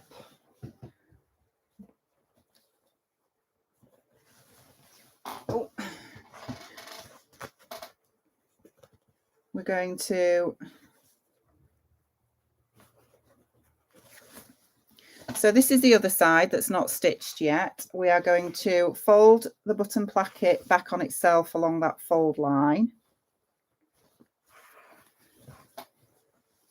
So it looks something like that. I hope you can see that. And then we're going to stitch at 2 centimeters here. This is the bottom. I'm glad I'm doing this before I've had too much Prosecco too, I can tell you.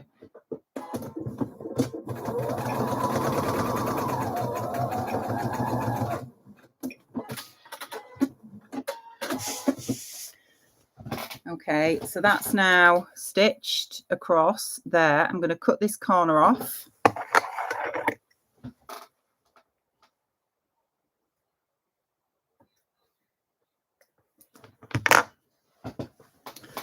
And then fold it to the inside. I could do with getting my little point turner really.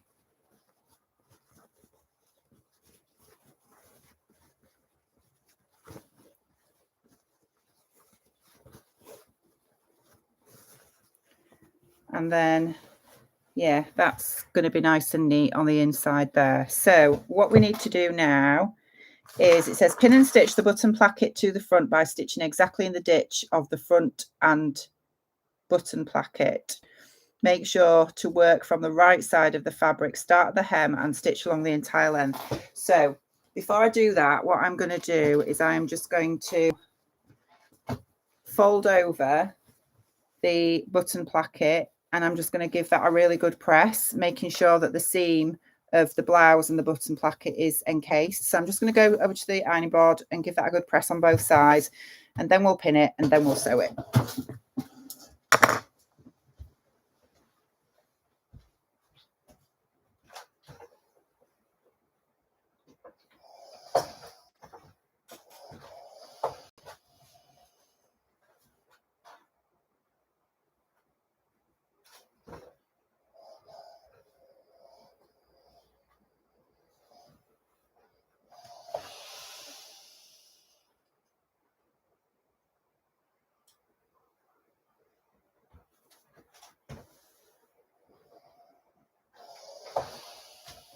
That's one side pressed.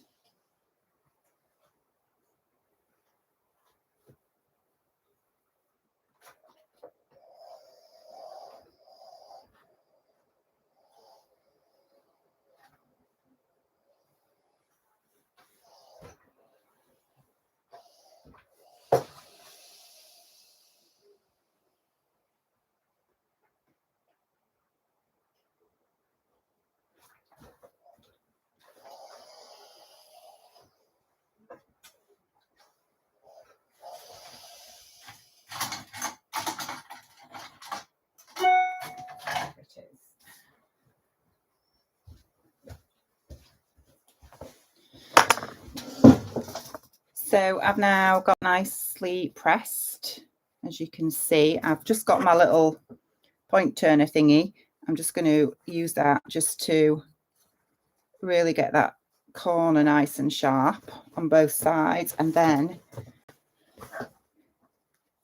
I can pin it and we can stitch it. So I'm going to be honest, I hate stitching in the ditch because I can never get it to look really neat, and I prefer to do like a top stitch that is parallel to where the seam is, because I just find, for me, it looks neater.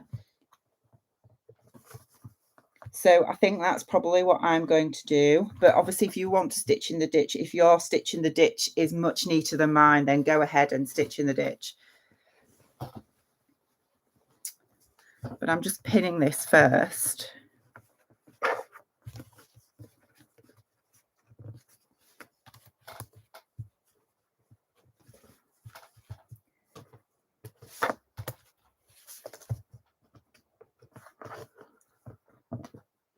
Okay. How are we all doing? Right. So I'm going to work from the right side. And if you're going to do what I'm going to do, which is essentially, I am going to, this is from the right side, and I am going to stitch 1.8 millimeters from this ditch line here, the seam line. You'll need to make sure that when you fold your fabric that's folded over on the inside, that this folded edge is just over that seam line so that it ends up completely stitching it. Because what can sometimes happen if you haven't got it folded over on the inside, that when you stitch from this side, you can miss bits of it and it's still open, and then it can look a bit messy. So it does take a bit of practice. So I'm going to use my edge stitching foot, which those of you that were on my sew along last time should remember. This is it here. I don't know if you can see, it's got like a little guide in the middle, and how you use it, I don't know if you can see that very well. So can you see it's just got like a little guide right in the middle there, and you sit that. So I will be sitting that right on that seam line there, and then I move my needle across. So all I'm looking at is making sure that that little guide sits right in that ditch there, and then it will give me a really nice neat stitch. And as I say, I move my needle across by 1.8. I'm assuming it's millimeters. It's certainly not centimeters. And yeah, that usually gives a really nice finish.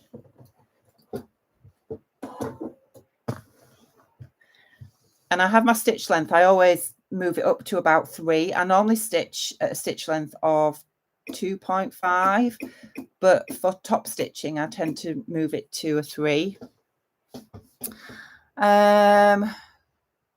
Where are we up to? Cut Up and Sew is here. I finally made it to a live sew along. Thanks for doing this, Rachel. You're very welcome. Anessa says, I'm glad I've got you lovely ladies to follow, so that didn't completely lose me. Yeah, sometimes when you're reading instructions, they don't immediately make sense to you, and you just have to break it down into little bit by little bit. Helen says, I totally missed the whole hem bit and now I'm confused. Oh no. What I would say, Helen, is go and watch Andrea's sew along, her pre-recorded sew along, because you'll be able to stop, restart, etc., and it will be easy enough to follow, I'm sure. It had me scratching my head live, as you've just seen. I'm sure, I don't want to speak out of turn, but I'm sure Andrea probably felt the same when she was recording it. She might have looked at it and thought, what? Christine says, thanks, Rachel. Have to show the house to prospective buyers. Fingers crossed. Oh, fingers crossed, Christine. Judy says, having a cheese and onion sandwich. That's not very slimming world. Alyssa says, I agree. Top stitching looks nice. Yeah. Biggie 40's here. Hi, everyone. Hello. Anna says, ended up ordering 4 things. Oh, Anna. Christine says, I can never get stitch in the ditch to look nice. Always hand sew. Sometimes I do that. Absolutely, Christine. I will hand sew sometimes as well. Andrea says, I top stitch too. I crap at ditch in this. Yeah, I am as well. I just think it's never invisible enough. Rebecca says, I'm a bit behind, but very pleased my burrito work. Using French seams, lovely, mainly because I have white thread in my overlock and too much hassle to change. Karen says, am I the only one enjoying stitching in the ditch? Oh, Karen, show us how it's done, please. Eliza, the Pudgy Professor, says, burrito done. Fantastic. Will not be having Mexican food for tea anytime soon. Angela says, just bought fabric. You are a bad woman, Rachel, but a great enabler. Haha. Judy says, need to soak up the wine. Well, this is true. Right. Let me get this top stitched.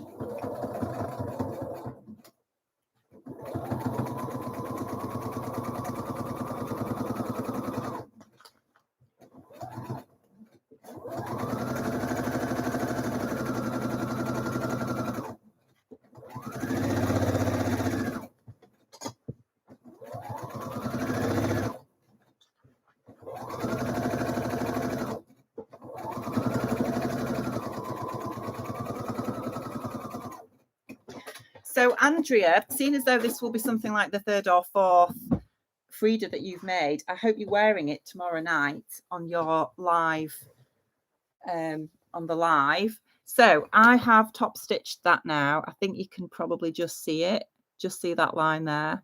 And inside it's caught nicely. So I am happy with that. I haven't missed anything. That's really good. Right, it's one side done. Let's do the other side now.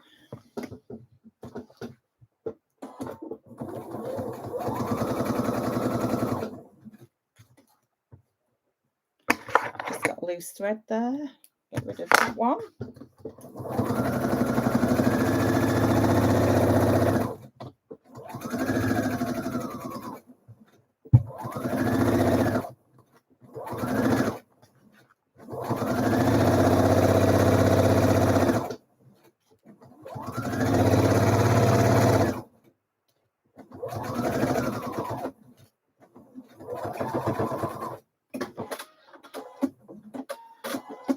And then the other side is now also top stitched. And that is the inside. Not as neat on that side, but at least I've managed to catch the seam, which is always a bonus. Right, so quick Prosecco break. Martin says, do you require more Prosecco? Look, what do you think I am? Christine says, Karen, I enjoy stitching in the ditch too. Good for you, Christine. I wish I did. I wish I could just get it to look really neat. Judy says, yes, please. I'm assuming that's to the Prosecco. Christine says, beautiful top stitching. Oh, thank you. Karen says, great, Christine. Andrew says, fourth. Yes, definitely. You'll see it on me tomorrow evening. I'm using an Atelier Jupe fabric for this one. Oh, they're beautiful, beautiful fabrics. I got some Atelier Jupe fabric from Andrea's store. It's just, no, it's not an Atelier Jupe. It's a fibre mood one. It was the pink with the bits on. I get them mixed up all the time. I wanted to get some of the pink Angora knit fabric that Andrea got in this week because I managed to get the orange. And then I know the pink sold out super quick, and then Andrea's got it back in again this week and it's sold out already. It's just the most divine fabric, though. It is so, so soft. And I've just realised the subscription boxes will be coming this week, won't they? That's exciting. I managed to get one. I think they were sold out within 2 minutes. Lynn says, I've top stitched it. Looks great. Super duper. Chris says, I'm late. So can I ask if you cut out 2 sets of front yoke? Yes, I did, Chris. I did cut out 2 sets of front yoke. That's it on the inside. Look, I have just used white because this fabric, with it being a cotton lawn, I didn't want the print to show through, and it does show through. So I just used white, and I think that looks okay. Martin says, a fish. You've lost me. Karen says, Martin. Oh, and no, he's not lost me. He says, I drink like a fish. Disgraceful. Eliza says, Martin, I need a refill. Is cheering now that I've got his joke. Judy says, I'm using Atelier Jupe from Andrea. It's the pink bird something. Yes, you are. Has it got pineapples on it, Judy? Andrea says, I wanted the pink too. Didn't get any for myself either. Boo-hoo. Oh, no. I hope you can order more of it, Andrea. Judy says, me. Right, let's look at where we are next. So it says, press the hem of the blouse at 2 centimetres and stitch all the way around, starting with the button placket. The centimetre of the hem that you ironed beforehand disappears on the inside of the hem. So I'm going to take this to the ironing board and just fold up the hem. And then I'm going to do exactly what we've just done with the edge stitching foot, but I'm going to use it on the inside this time so I can get a really nice neat finish all the way around. But I'll go press this up first, and then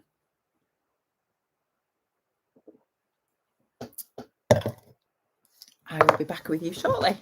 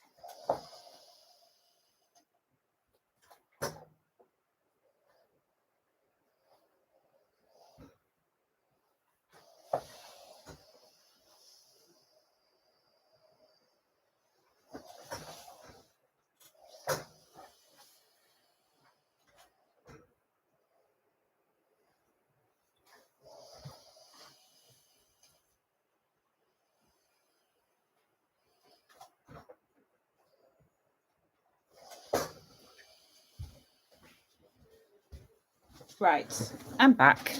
I have now pressed up my hem. So I am going to stitch from the wrong side using my edge stitching foot like I've just done and get this sewn.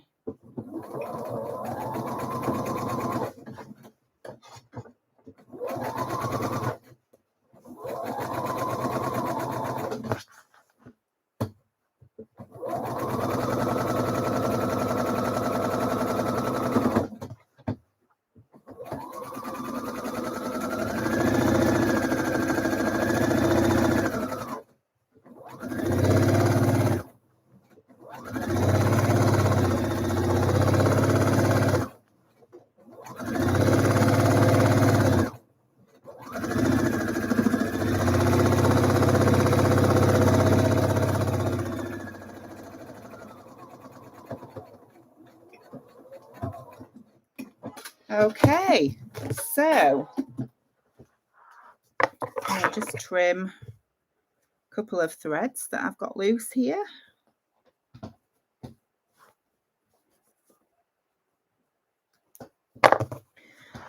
So it looks like so.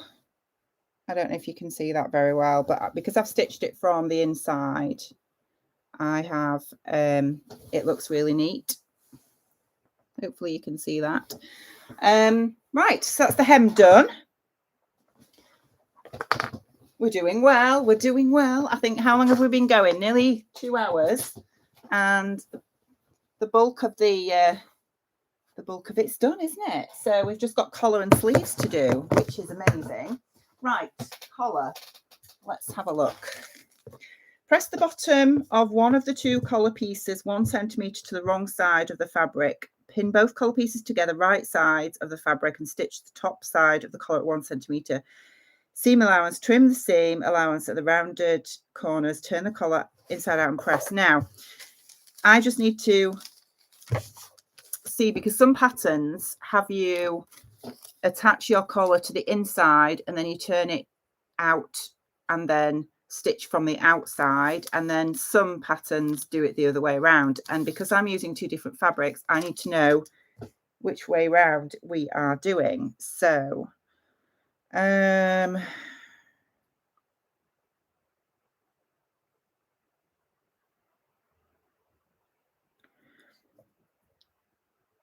right, yeah, so this collar you attach starting from the outside,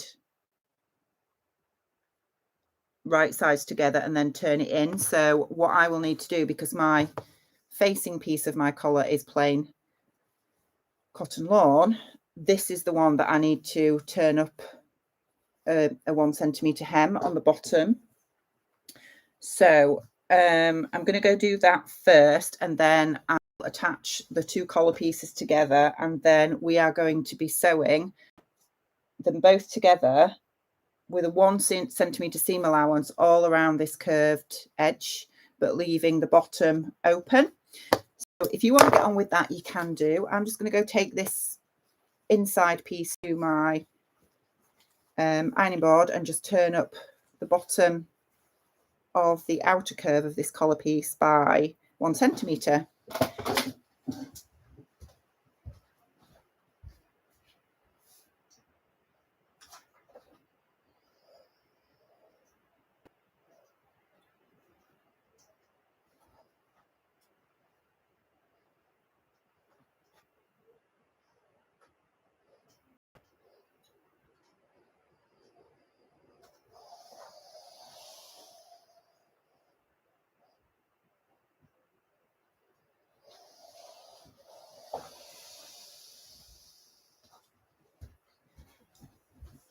So it's your facing piece that you are going to be turning up the bottom by 1 centimetre, like so.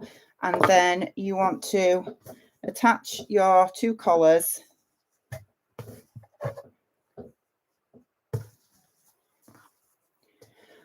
I don't just, you know, when I look at this picture, look how that's shaped. And then look how mine's shaped. I'm a bit worried about this collar, if I'm honest. It looks very...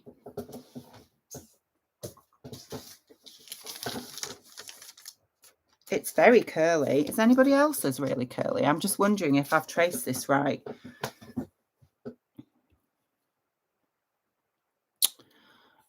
Christina says, Andrea is driving me to the poorhouse with her fabric. Yes. Anna says, sends some blue hearts to Judy. Judy says to Andrea, I got 1.5 meters and it did shrink a little.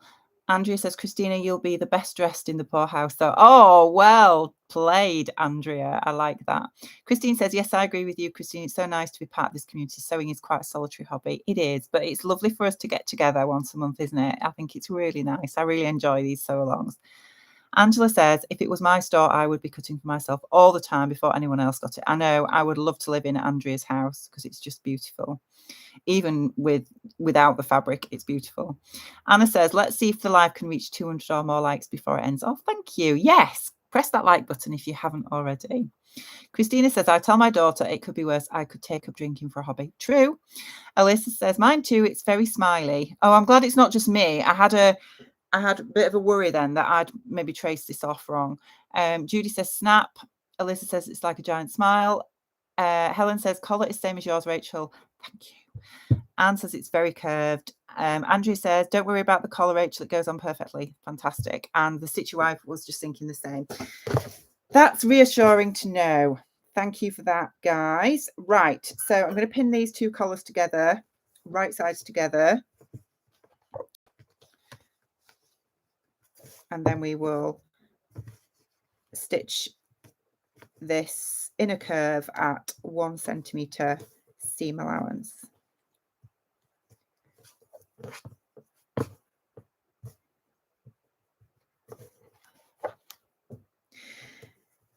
So those of you that are here tonight, I'm going to give you a little bit of a heads up about next month's sew along, because I have been thinking about what patterns I would put up for a vote for next month, and I thought it would be really nice to tie in with the Sew Frugal challenge, and the patterns that I'm going to put up for a vote are going to be free patterns.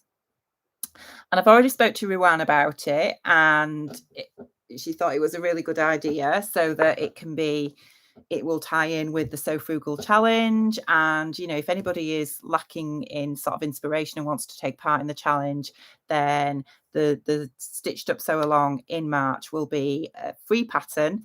And the idea will be that you choose a fabric you've already got rather than buying something. And we will do a Sew Frugal Stitched Up Sew Along. I think that would be really cool. So I'm just sort of looking at patterns at the minute, but I will probably put up a vote on the community tab on YouTube and in the Facebook group in the next few days. So I thought that would be really good. Right, I have pinned my collars together, right sides together. Oh, you all think that's a good idea. I'm going to stitch this now at 1 centimetre seam allowance.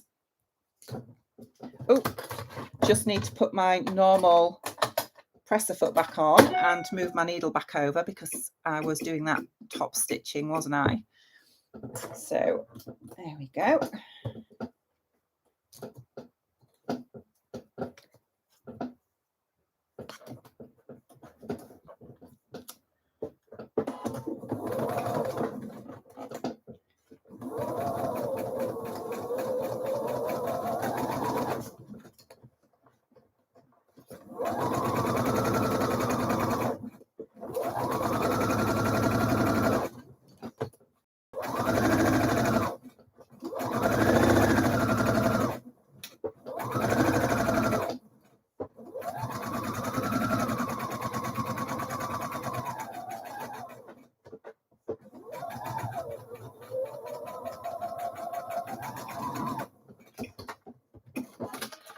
Okie dokes.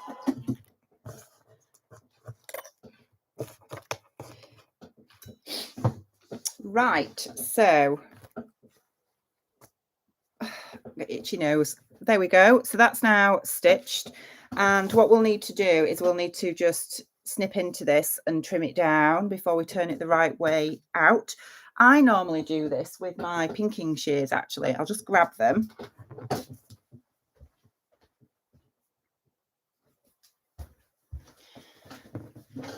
But obviously, if you don't have pinking shears, you can just trim it down with normal scissors.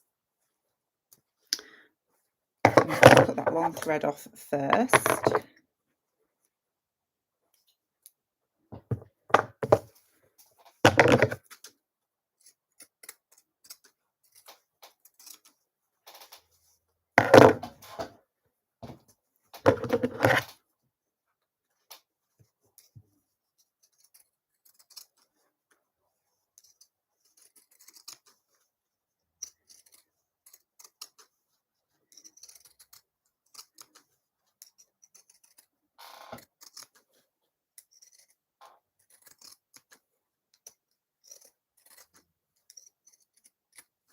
Okay.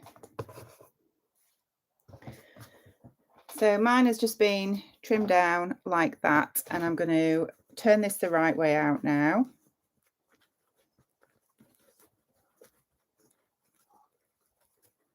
I'm just going to use my little point turner thingy again, just to get those corners nice and neat.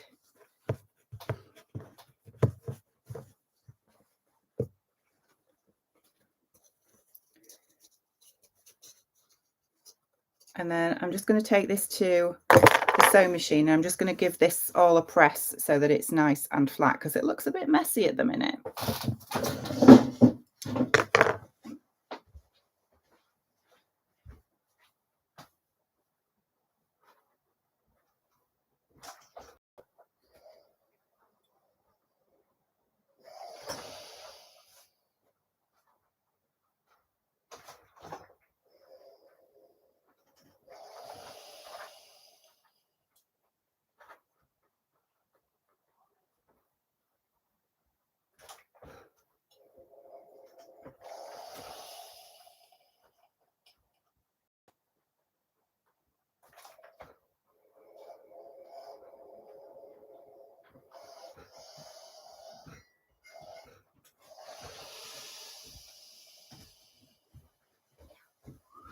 Right, so what you can do, I mean, it doesn't say this in the instructions, but dependent on how neatly you manage to press this with the fabric you've got, you can understitch the facing by obviously opening it out, folding the seam towards the facing, and then stitching through the facing and the seam allowance from the right side, and then that will encourage the facing to sit nicely on the inside.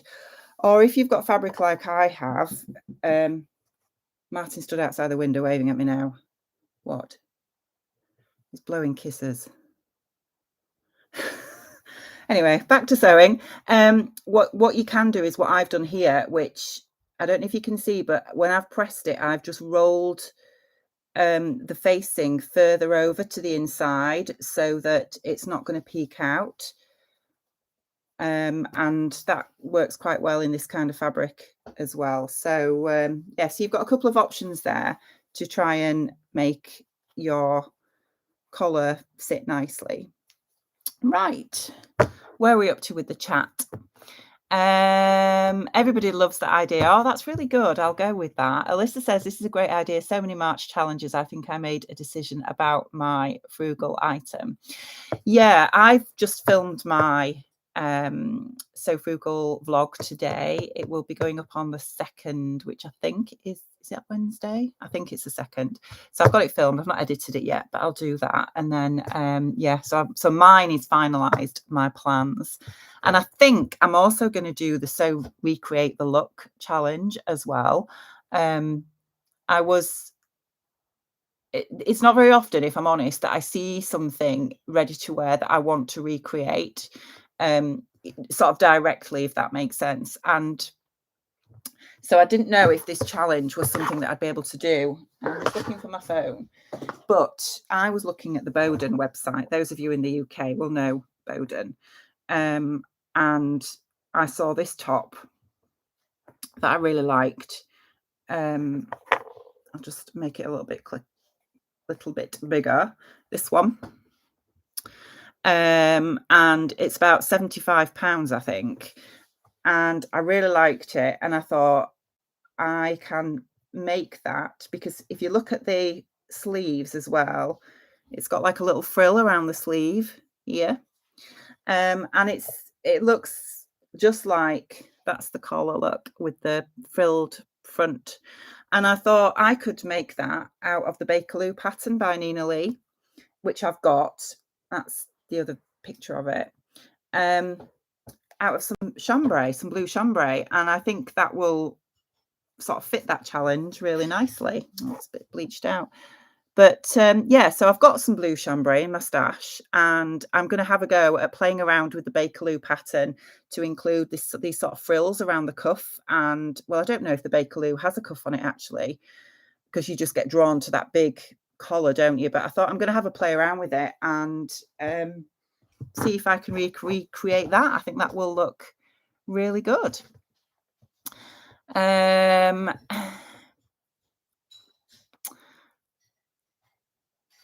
Oh, Sarah and Ruby says she's just sewn her collar pieces wrong sides together. Don't. We've all done it, Sarah. We've all done it. Cynthia says she's taking a break before she sews the collar. See you later. See you later, Cynthia. Anna says, just got some ice cream with peaches, yum. So Crabby B says, your recreate the look skirt a few years ago was stunning. Oh, that one I did from Wolf and Badger with the Frida Carlo on. Yeah, it's a nice skirt, that. Alyssa says fibre hood honey too. Yes, it is, isn't it? That one's more of an angular collar, isn't it? But yeah, it's very similar, definitely. Alyssa says the Ashling shirt has a similar cuff. Who makes that, Alyssa? Is that the Jennifer Lauren one? Because I know Paper Cut Patterns have an Ashling as well, because I've got that pattern. I've got both of them. Sally says, sounds great. Thank you. Eliza says, where is that pattern from? I had to step away from eating. It's the Nina Lee Bakerloo blouse. Alyssa says named Ashling. Ah, okay. No paper cuts. Okay. I was just thinking then, I thought, I didn't know named had an Ashling. Prosecco time. Right, so now we are going to be attaching the collar to the right side of the blouse. And yeah, I would make sure you stay stitch your neckline. If you haven't done by this stage, I would do it, because I would so worry about it becoming baggy. What I tend to, this is where you want to find the centre back of your blouse. And I've just put a pin in mine just there to mark the centre back. And then exactly the same with the collar, so that I can make sure I get this in the right spot and it looks symmetrical when it is in position. And then right sides together, we're going to join them up and pin all the way around the neckline edge. And what I tend to do, and this is just my own way, I don't know if it's the right way, you just choose whatever works for you, but I've had so many problems over the years with attaching collars that I put a pin in the back first, and then I line up the edge of the collar with the edge of the button placket on both edges, both sides, and then I will gradually sort of work the fabric round. And this bit can take a bit of time to get it right, because you know, you're working with curves now, and you want to make sure that you don't get any sort of puckers and all that kind of thing. So it can take a little bit of time to line everything up and pin in place, etc. But just, there is no rush.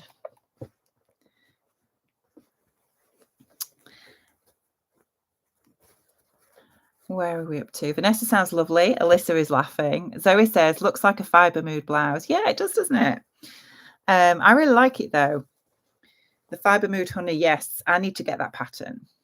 Chris says the fibre mood honey blouse is very similar. It is. You see, I think the Bakerloo, I might end up actually getting the Fibre Mood and trying that one, because the Bakerloo, I haven't made it yet, but that collar is massive, isn't it? And it might be easier to work with the Fibre Mood honey than the Bakerloo. So I'll have a look at both anyway. Nikki says, good night from me now. Look forward to seeing all your blouse pics on Facebook or IG. Good night, Nikki. Thank you for joining us. Claire says, yeah, I've catched up. Hubby had somehow locked himself out. Oh dear. Silly hubby.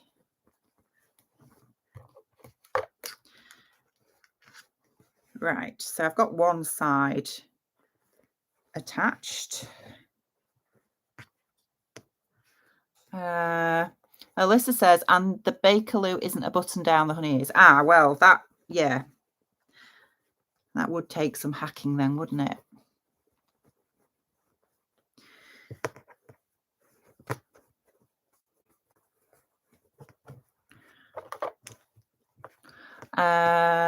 Eliza says, I have the Fibre Mood honey, haven't made it yet though, so I might have to do that sooner rather than later. Yes, it's been on my to buy list for quite some time, to be honest. I was going to get it, you know, when Fibre Mood they did a sort of like a promotion where you could get 5 PDFs for 20 euros or something, I think it was, but I just couldn't I couldn't make up the 5. And I think the thing that I love Fibre Mood patterns, I love their style. They're really up my street. But I think the problem I have with them is that some of the pictures, it's a bit like Mood when you go onto Mood, that they're very sort of posed and fashiony photos, which is great for like a fashion magazine or ready to wear. But if you're wanting to buy a pattern, you want to see the garment, you know, straight on, side on, back, etc., with really clear non-posed pictures, so that you can actually see what the pattern looks like. And I find the way Mood presents their patterns, and the same with Fibre Mood, is that it's very sort of fashion magazine rather than pattern magazine, if that makes sense. Yeah. Andrea says, I have to say goodnight to, got to do mum taxi. My blouse is almost finished. Oh, wow, you are amazing. Just got the buttons to sew on. This is my fault, so can almost sew it blindfolded. Can't wait to see all the Fridas. I can't wait to see yours too. Andrea, thank you for joining us. Nicola says, beware, the honey is very short. I have to add about 4 inches to the length and I'm not overly long. Wow. Karen says, bye to Andrea. Right, I have got my collar pinned on now. So I'm going to sew this. And again, when you're doing this, take your time. We're sewing at 1 centimetre, but take your time so that you don't get any puckers. It's very easy to, you know, get little pleats and puckers in the collar. So just work a few stitches at a time and just smooth out the fabric as you work your way round. I can't believe Andrea's just got the buttons to put on. That's amazing.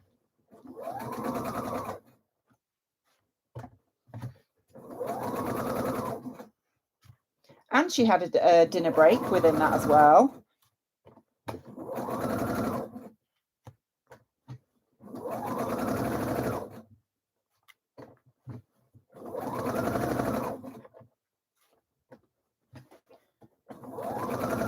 I think Martin's watching The Walking Dead. I can hear them theme tune in the background.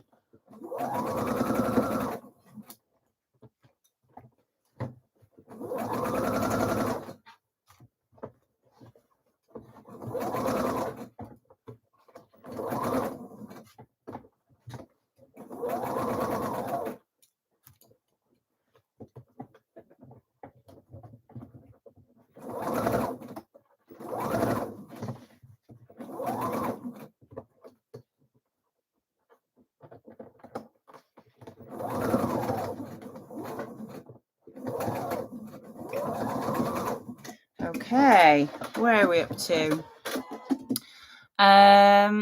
Hayley says good night to Andrea. See you tomorrow morning. Vanessa says good night to Andrea. Chris says, I'm hoping someone will do a honey sew along before I tackle it. Hint, hint.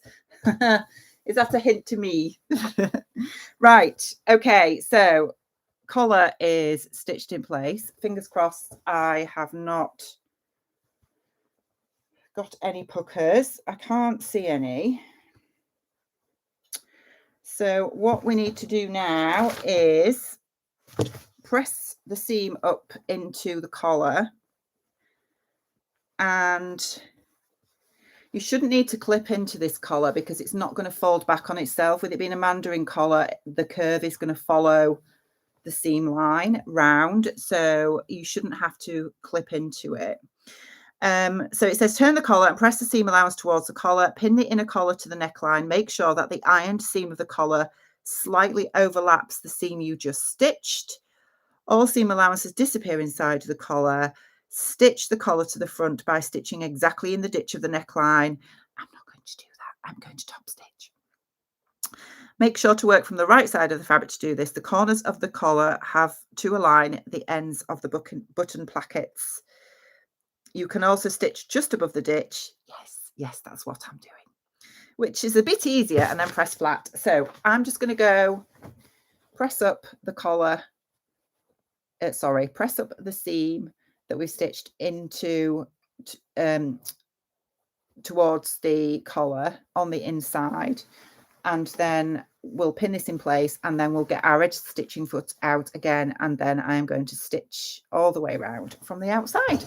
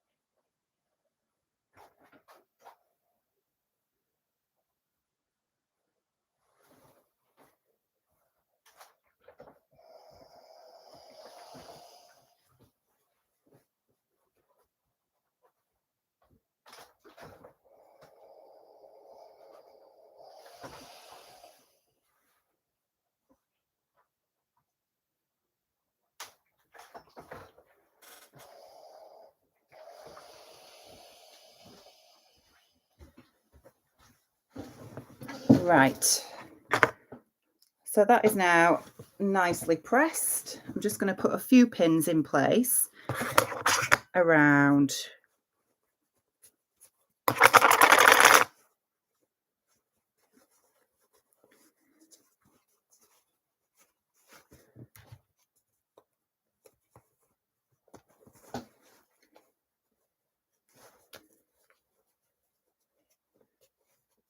that's it.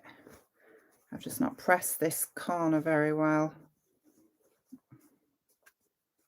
Okay.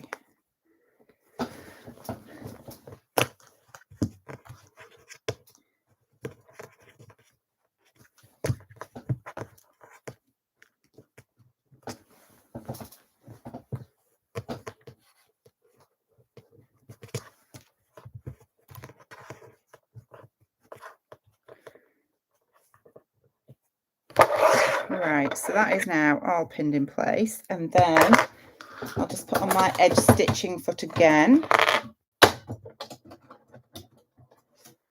move my needle over by 1.8 and lengthen my stitch to 3, and then working from the right side, I'm going to stitch all the way round.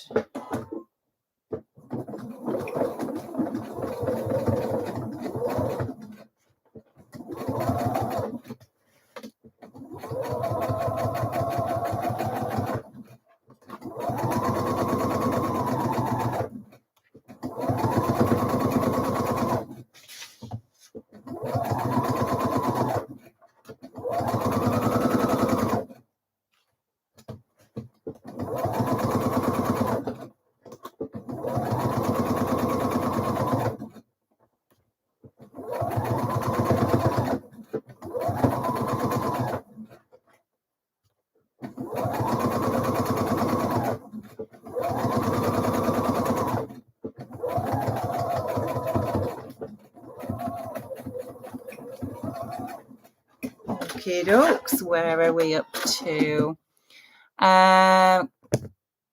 Susie says, off to bed for me now. Sleeves and buttonholes left to do. Got French seams done whilst you were fabric shopping. Yes. Look forward to seeing everyone's makes. Nighty night. Good night, Susie. Thank you for joining us.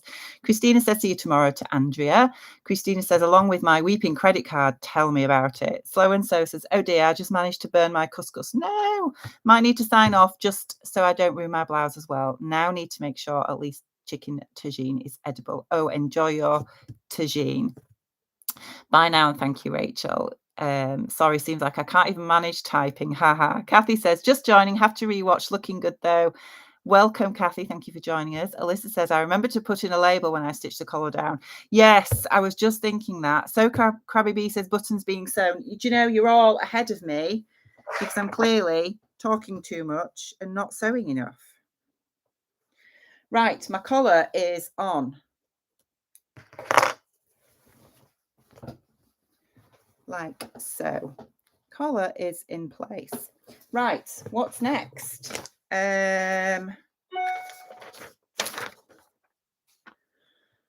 Okay, we're now working on the sleeves.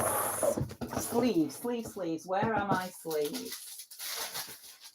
We are going to make, let me just take my edge stitching foot off because I don't think I need that at the minute, and put my normal presser foot back on. Just put my needle back in its central position. Right, we are going to make inverted pleats at the sleeve hem. So this is exactly the same as what we did when we made the back bodice pleat. So what I'm doing is I am just making a little snip at the center of the hem of the sleeve, so I know where the center is. Okay, and we should have, we're working from the right side of the fabric. Fold the fabric on the outer markings and move them towards the center marking. So the three little notches that you should have in your sleeve are to one side, they're not in the center. And then we're just going to do exactly as we did with the back bodice piece. We're going to fold, bring those notches together to the center notch,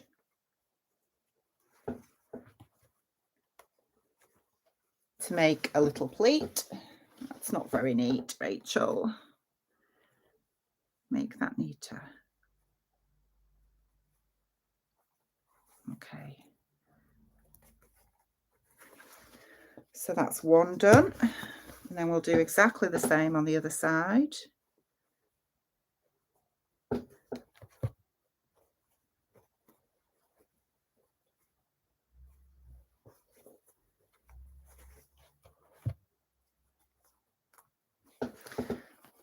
So it should look something like that. You've got your little pleat there. And then we're obviously going to just stitch within the seam allowance across that to hold it in place.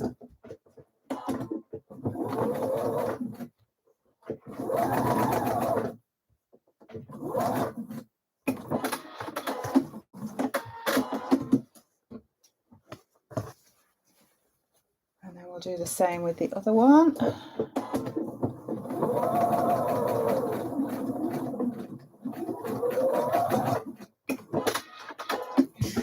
Okay, and then we are going to pin right sides together, the side seams of the sleeve.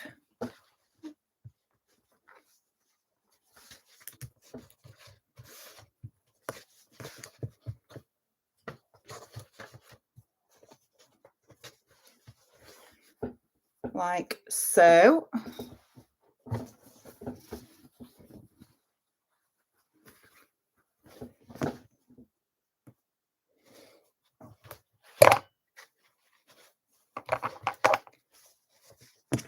And then we're going to stitch at 1.5 centimetre seam allowance, and then I'll run it through the overlocker.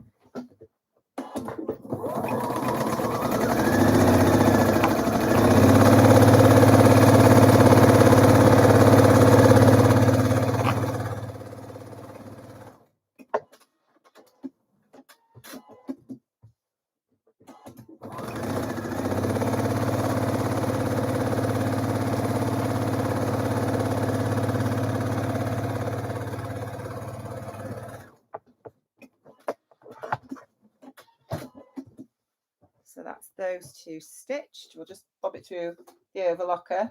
Just put your hands over your ears if it's a bit loud.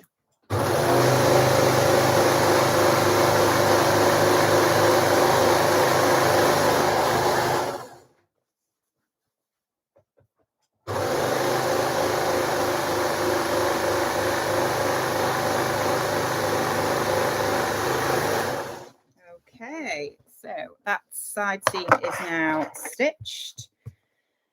And we need to add on the little cuffs. So we have, or you should have, your last pattern piece. You should have two little sleeve trims, they're called. And what we are going to be doing is joining the short sides together like so and stitching across there. I'm not even going to put a pin in that, to be honest.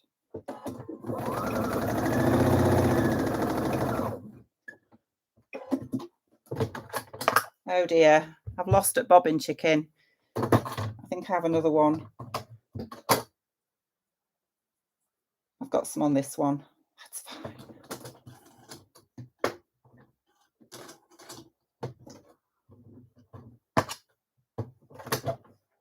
Right, we'll try that again, shall we?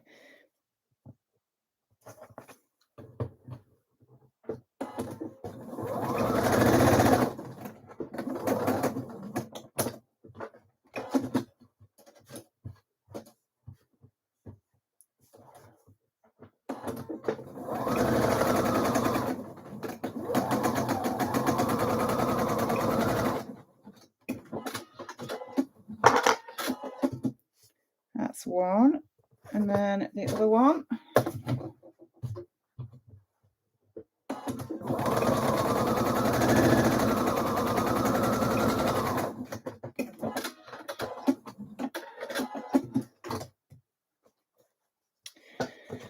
Okay, and then what we need to do next when your little sleeve trims are stitched together on the shortest side, we are going to press the seams open and then fold them. So we're going to take them to the ironing board. We are going to press those seams open like so, and then we're going to fold them in half, wrong sides together, and press again. I'll be back in 2 ticks.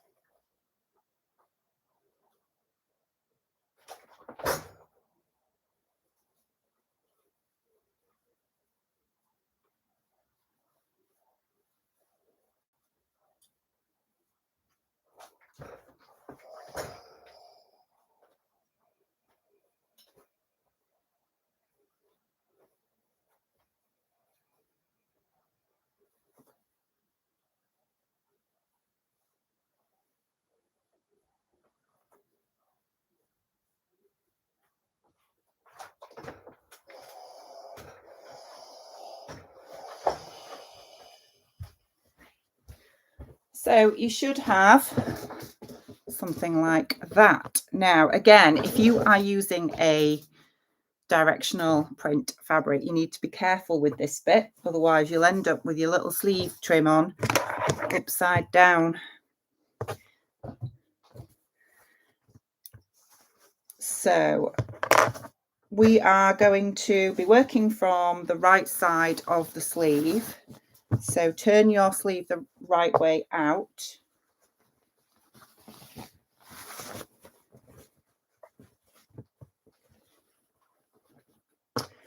And let me just read the instructions. Slide the sleeve trim over the sleeve, right sides of the fabric together. Make sure the markings match. Stitch the trim to the sleeve. Finish all seams together with an overlock or by zigzagging. So basically we are putting the whole sleeve, sorry, the whole trim over the sleeve. So we're not opening this out and then folding it in and stitching, but which is another way you can do it to make it nice and neat on the inside. Which, to be honest, if I was going to do this again, make this blouse again, I probably would do that. But I'm going to just follow the instructions for now with me doing a live sew along. So I am matching up the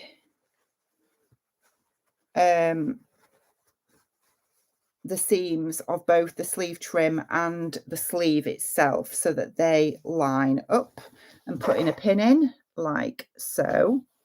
And then I'll just work my way around the sleeve.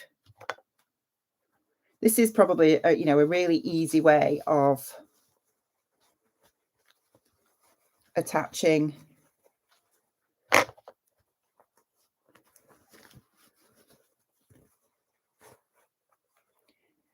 the cuff, the little cuff to the sleeve.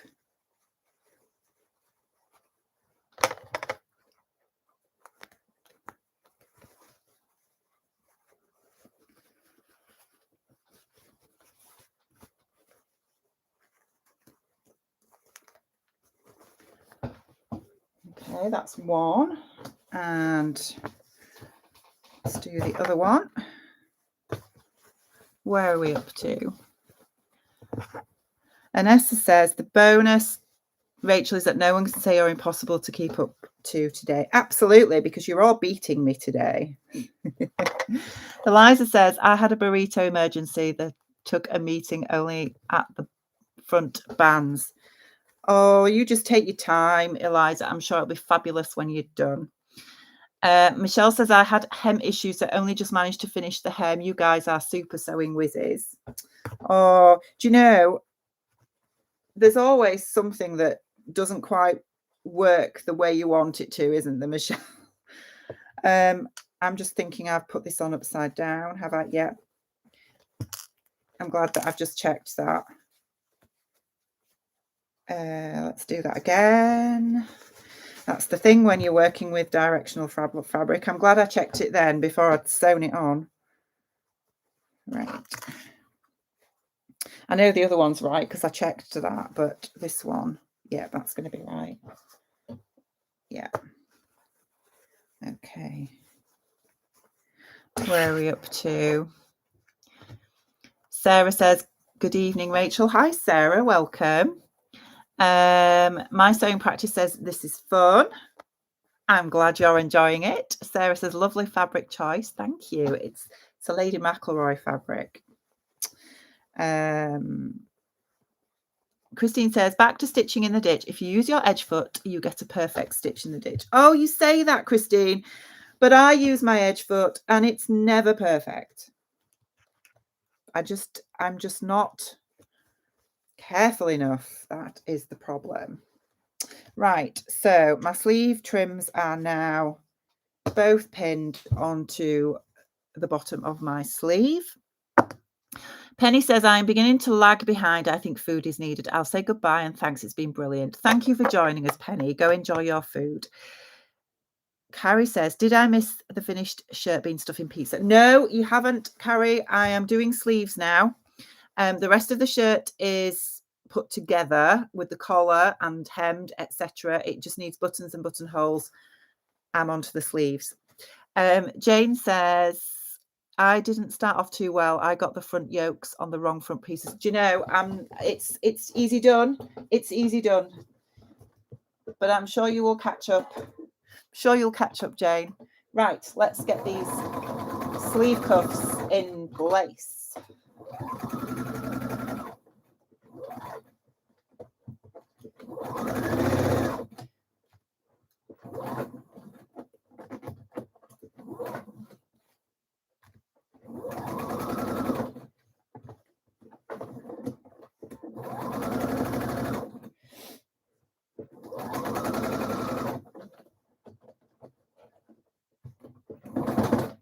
Oops. Oh dear, I've sewn through a pin.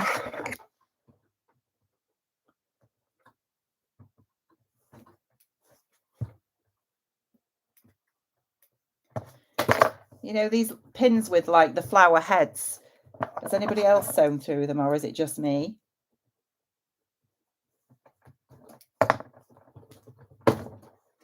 You know, these things, look, sew through the plastic. It's easy done, isn't it?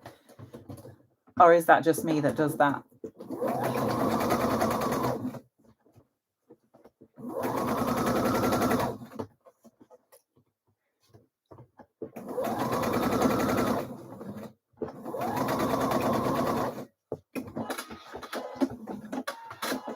Right, that's one cuff on.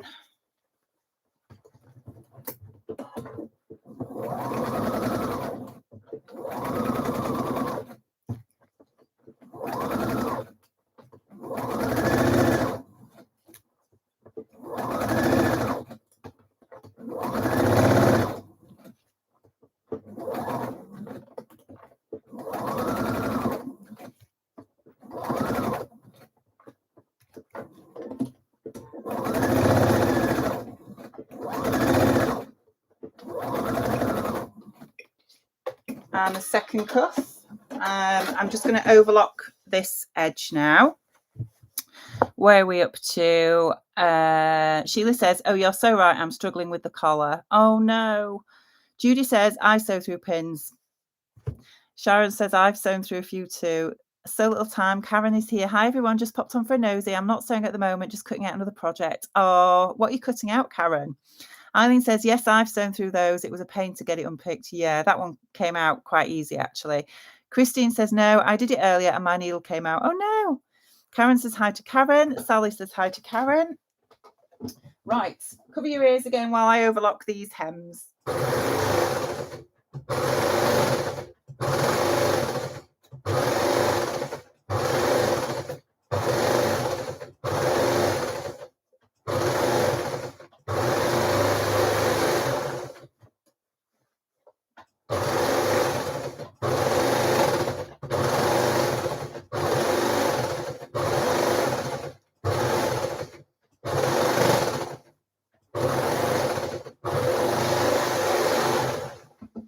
Right, so no, I'm all right at the moment, thank you. Bless him, he's come to offer me a top up. Right, so cuffs are on, turn them the right way out. They look rather nice, don't they? I haven't gone for pattern matching, as you can see.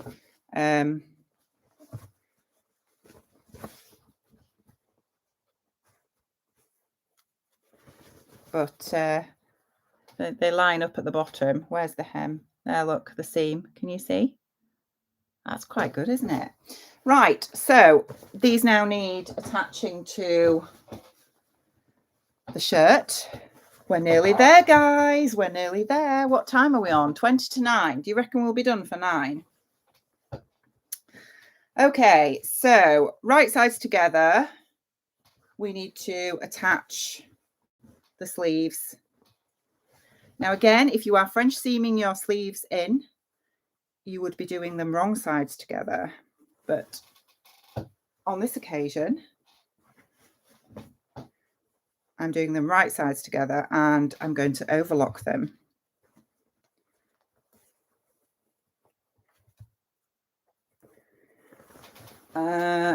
Now, yeah, does it say anything about... All right, okay, it doesn't say anything about putting gathering stitches in or anything. And normally on woven patterns you do, don't you? Because you need a little bit of extra room at the sleeve head. But this doesn't mention anything about easing stitches or anything.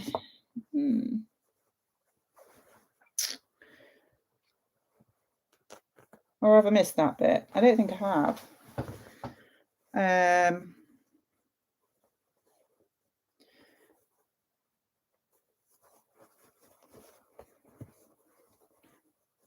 It doesn't look like it.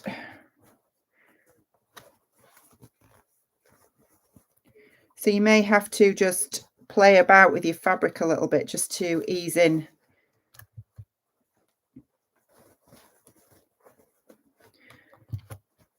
the sleeve head with the armhole, if that makes sense. Although I know from speaking to Judy never puts E-stitches in anyway. She always says, and she's right, that you can just manipulate the fabric generally. Gathering is different, but obviously easing a sleeve head in, you should be able to just play with the fabric to get it into position, which actually these go in really well. I'm quite surprised at that. That's not taken much time at all. Right, so that's one in, and then I'll do the other one.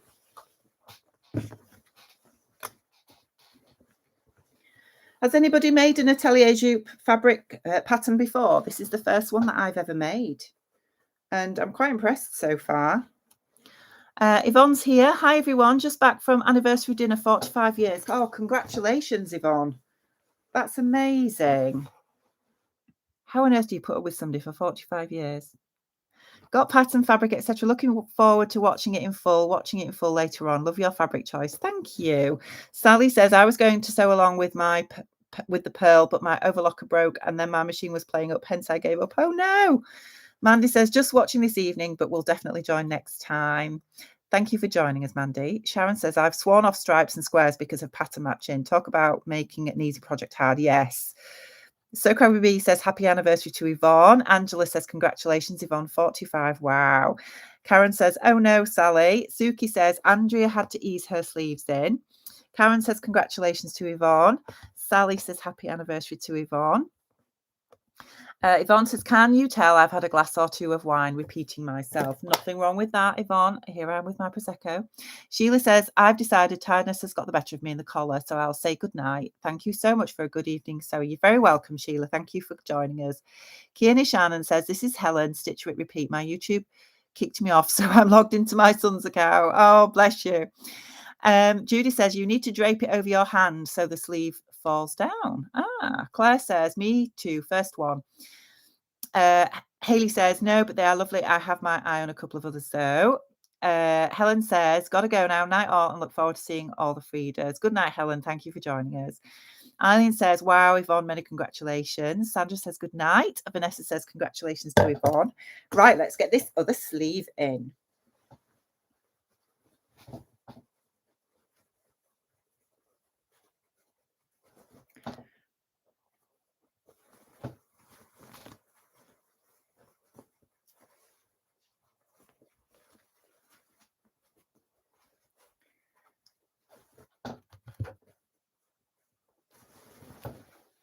Has anybody got a Frida finished yet who's sewing along tonight? Anybody who's still here?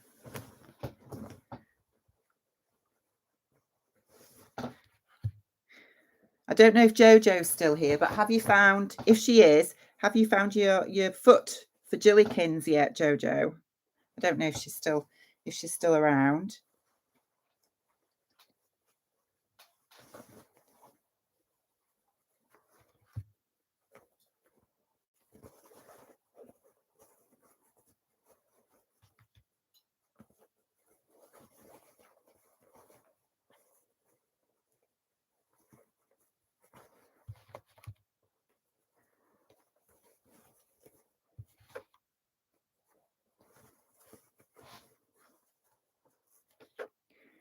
Okay, so that is the second sleeve pinned in place. The Stitchy Wife says, thank you for a wonderful sew along, great company. We'll try and post my blouse tomorrow. I need to go to bed. Good night and God and sleep. We'll all with lots of love from Sweden, Elizabeth. Thank you, Elizabeth. Good night. Anna's still here. So Crabby B just said, just finished my Anthea. I'm pretty pleased with my pattern matching. Oh, I love the Anthea. It's a lovely top. Ruan says, right, off to put the kiddies to bed as I've let them stay up late as their daddy's at the rugby. Thanks for another great sew along, Rachel. Good night, Ruan. Thank you for joining us. Anne says, just putting on the sleeve trim. Anna says, yay, 201 likes. Haley says, good night, the Yorkshire Sew Girl. Elizabeth says, just finished. Looks great. Looking forward to the next sew along. So Crabby B says, good night to Ruan. Judy says, I'm just doing the button plackets. Been doing my job too. Right, I'm going to stitch these sleeves in place and get those overlocked, and then we have buttons and buttonholes to do.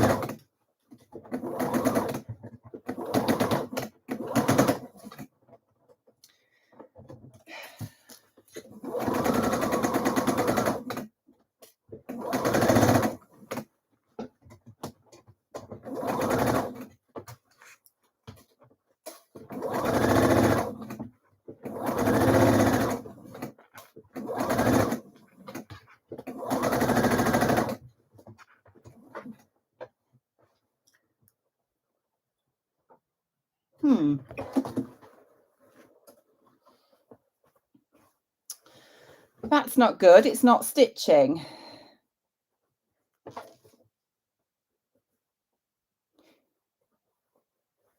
You know, when you think you're stitching and then you realise that actually it's not the I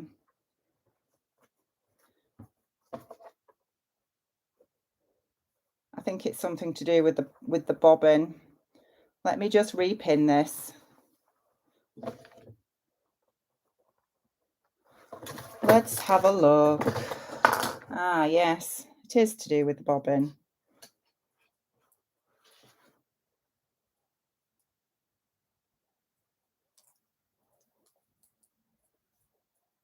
Right, okay.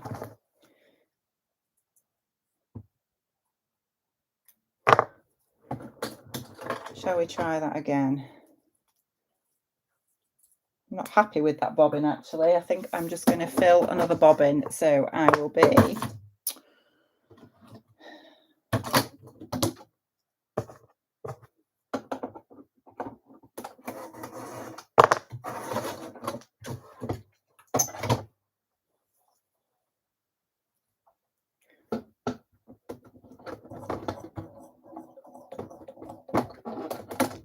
Right, let's get that bobbin filled.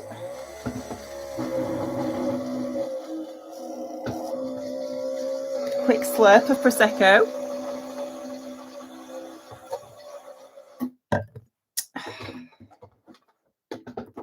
And we shall try that again.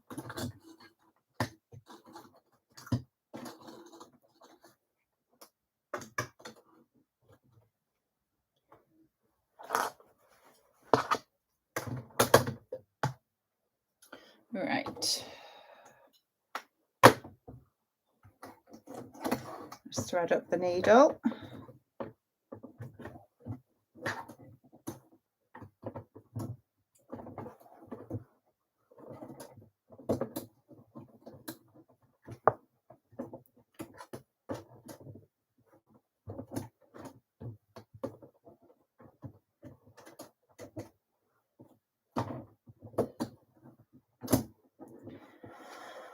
Okay, needle threaded.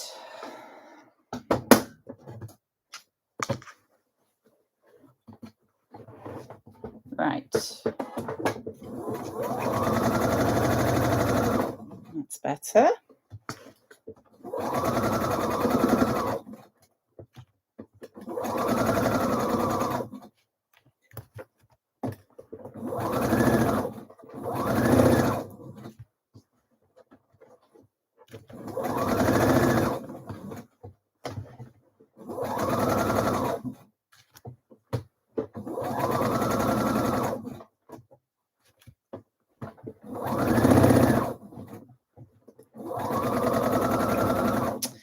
That's one in. Where are we up to? So, Eliza says she's seaming the sides now, hopefully to get this done. Vanessa says goodbye to Ruan. Michelle said it didn't sound right. It didn't, did it? Karen says, hate it when that happens. Yep. Burnett says, tummy is rumbling for brekkie. Thanks for the Sewalong. You're welcome, Burnett. Thank you for joining us. Michelle says, I'm calling it a night. I'm saving the colour for a time when I'm not drinking wine. Thanks for a fab evening, Rachel, and look forward to seeing everyone's blouses. Night, night. Good night, Michelle. Thank you for joining us. Sharon says, I think we all have a heightened sensitivity to those funny machine noises, Michelle. We certainly do. Karen said good night to Michelle. Danny's here, pocket or two. Hi all, just popping on for 10 minutes to say hello. We'll catch up on this while I'm sewing tomorrow. Finally got my Sojo back. Oh, that's wonderful. Vanessa says good night to Michelle. Right, so one sleeve is stitched in now. I'm just going to do the other one.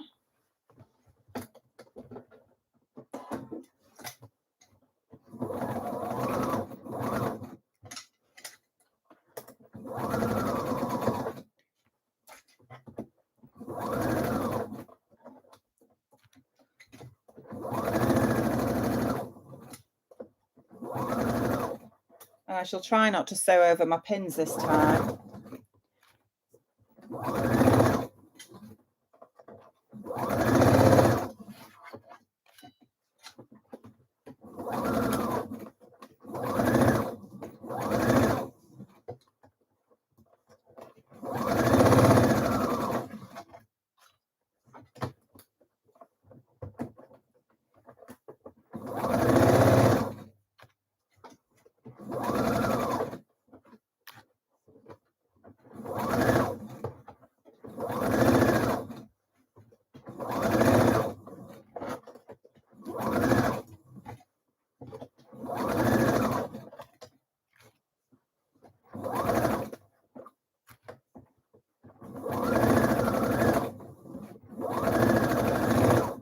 Okay, so before I finish the seams of these sleeves, I always like to just double check and make sure that they've gone in nicely and there's no puckers or anything,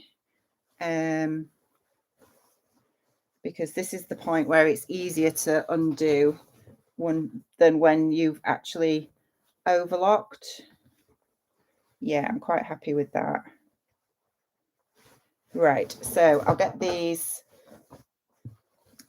hems overlocked now.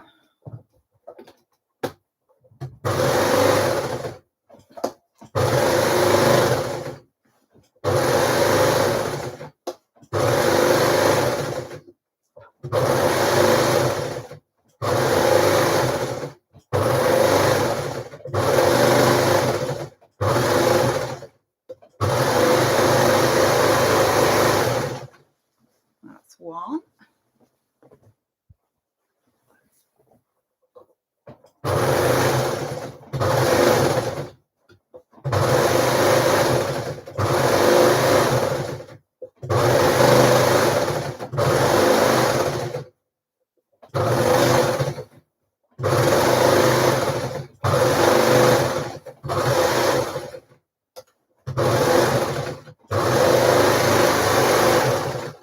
And two. So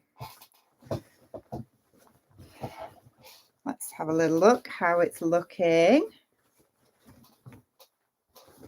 It's looking nice, isn't it?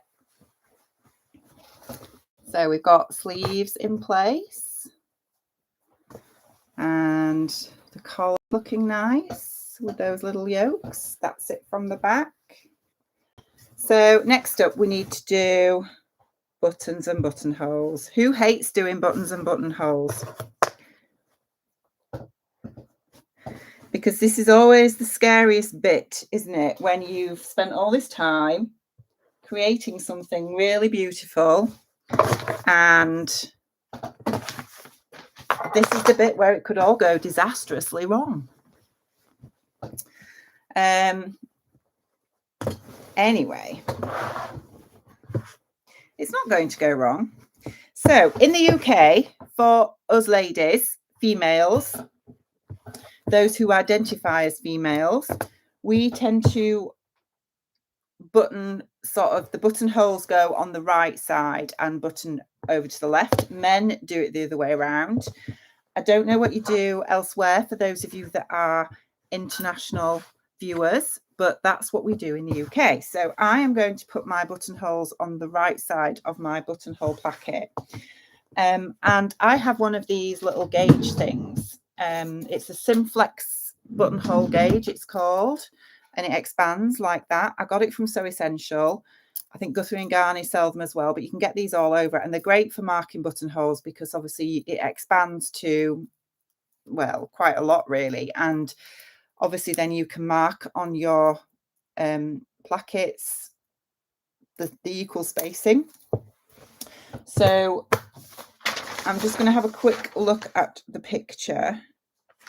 I'm assuming. So yeah, it says make the buttonholes in the right button placket. The first buttonhole is indicated on the pattern piece. The following 4 buttonholes are each at 8 centimeters from one another, measured from the middle of the previous buttonhole. Now, I know that this pattern says that you need 5 buttons, but I've lengthened mine, so I've bought 7 just to be on the safe side. So let me grab my placket pattern piece, because I did mark the buttonhole on here. So it's about there. So the first buttonhole is actually below the yoke. Is that right? Is that what people are seeing?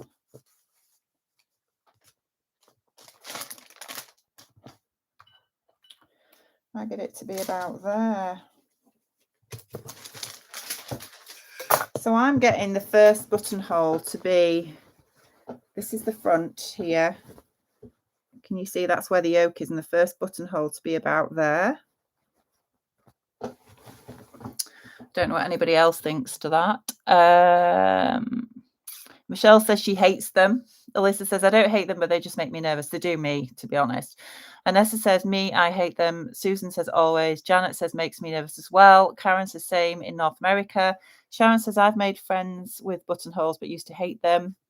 The econ woman says, in the old days, they were almost always hand done. Yes, they were. You're right. I just love that the sewing machine gods invented easier to use buttonhole makers. Susan says, I always have to go into my wardrobe and check my clothes and husbands to make sure I'm getting the right side of the buttons. Yes, I used to end up always putting them on the wrong side. So that's where the first buttonhole is going to be.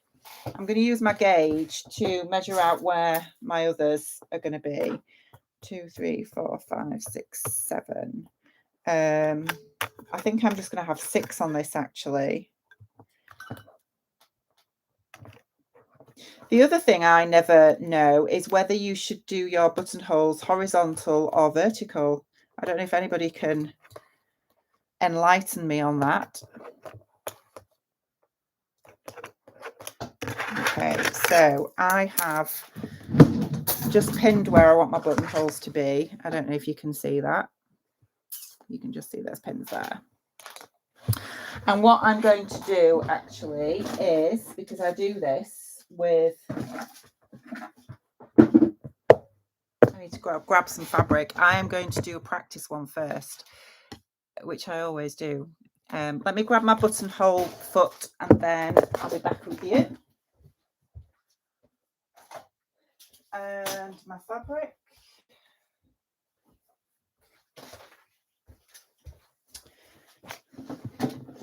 So my machine does an automatic buttonhole, which is amazing.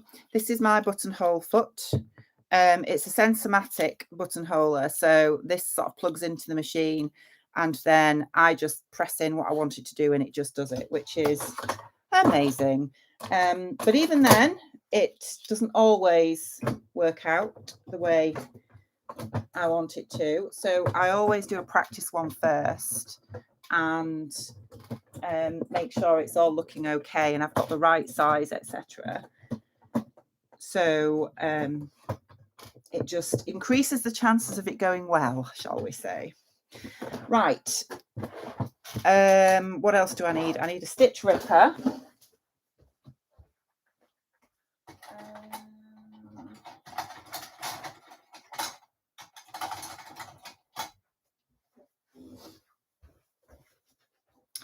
And I need my measuring gauge, which is somewhere. So I know that the pattern says, I think it's 1.5 centimetre buttons, is it? but I just liked these buttons. So I know these are bigger. These are, I'll probably say I need a buttonhole about 2 centimeters. So I'm going to set up my machine and I'm going to alter the length to 2 centimeters. And I've just picked up my remnant of fabric here, and I am just going to try one. And while it's doing that,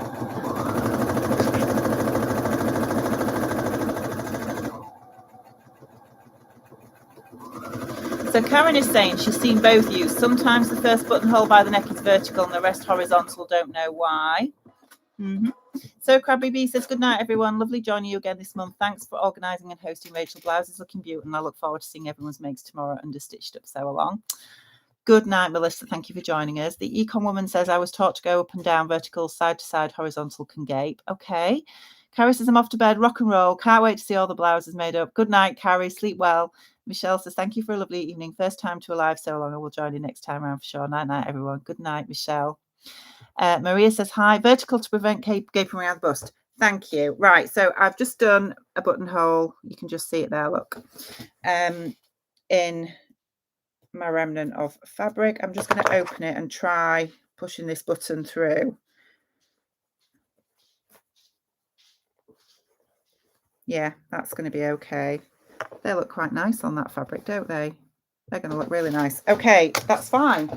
So let's do it for real, shall we? Vertical, you say? Okay.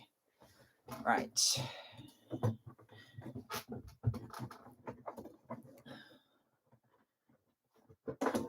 I have to concentrate now.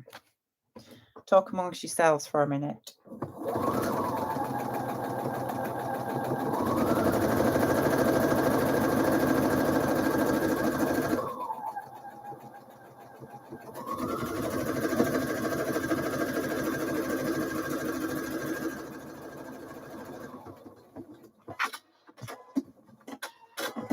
One down, 5 to go.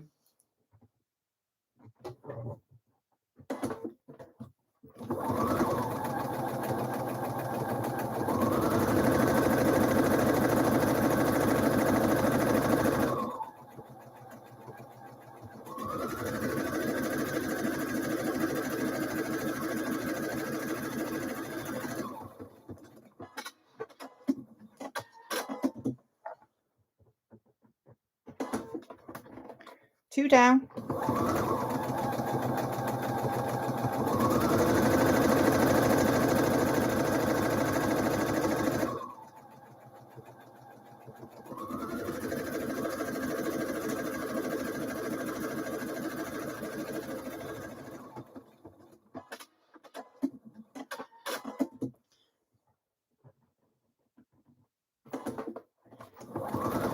This really isn't something you should be doing when you've drunk Prosecco, is it?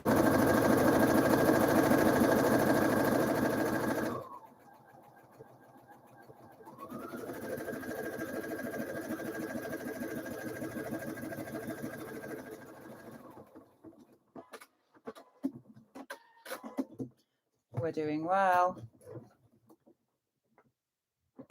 2 more to go. And it's not gone wrong yet.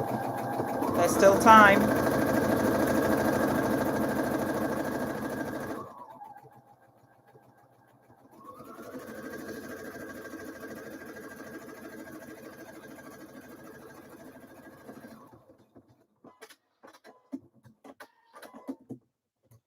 One more. Oh, hang on. It's not cut the thread.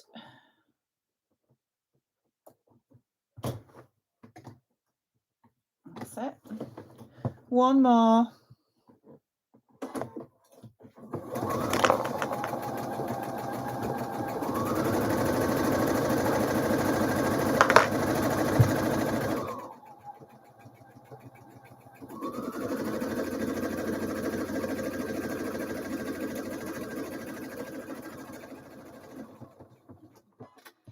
I'm so happy. I have 6 Perfect buttonholes, all sewn. I don't know if you can see them. You can just see them. Every single one has gone well. I'm just going to trim off the thread tails. We're nearly there, guys. We're nearly there. Where are we? 1, 2, 3, 4, 5, 6.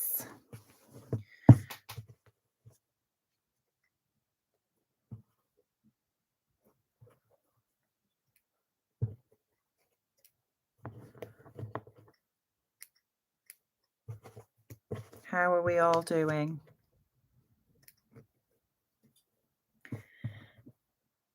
So now the thread tails are cut, we need to open up the buttonholes.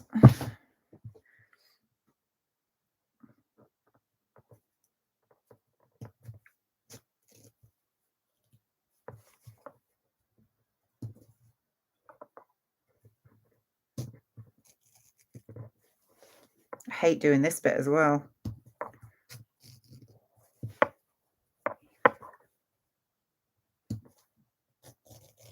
I might be able to wear this shirt for work tomorrow.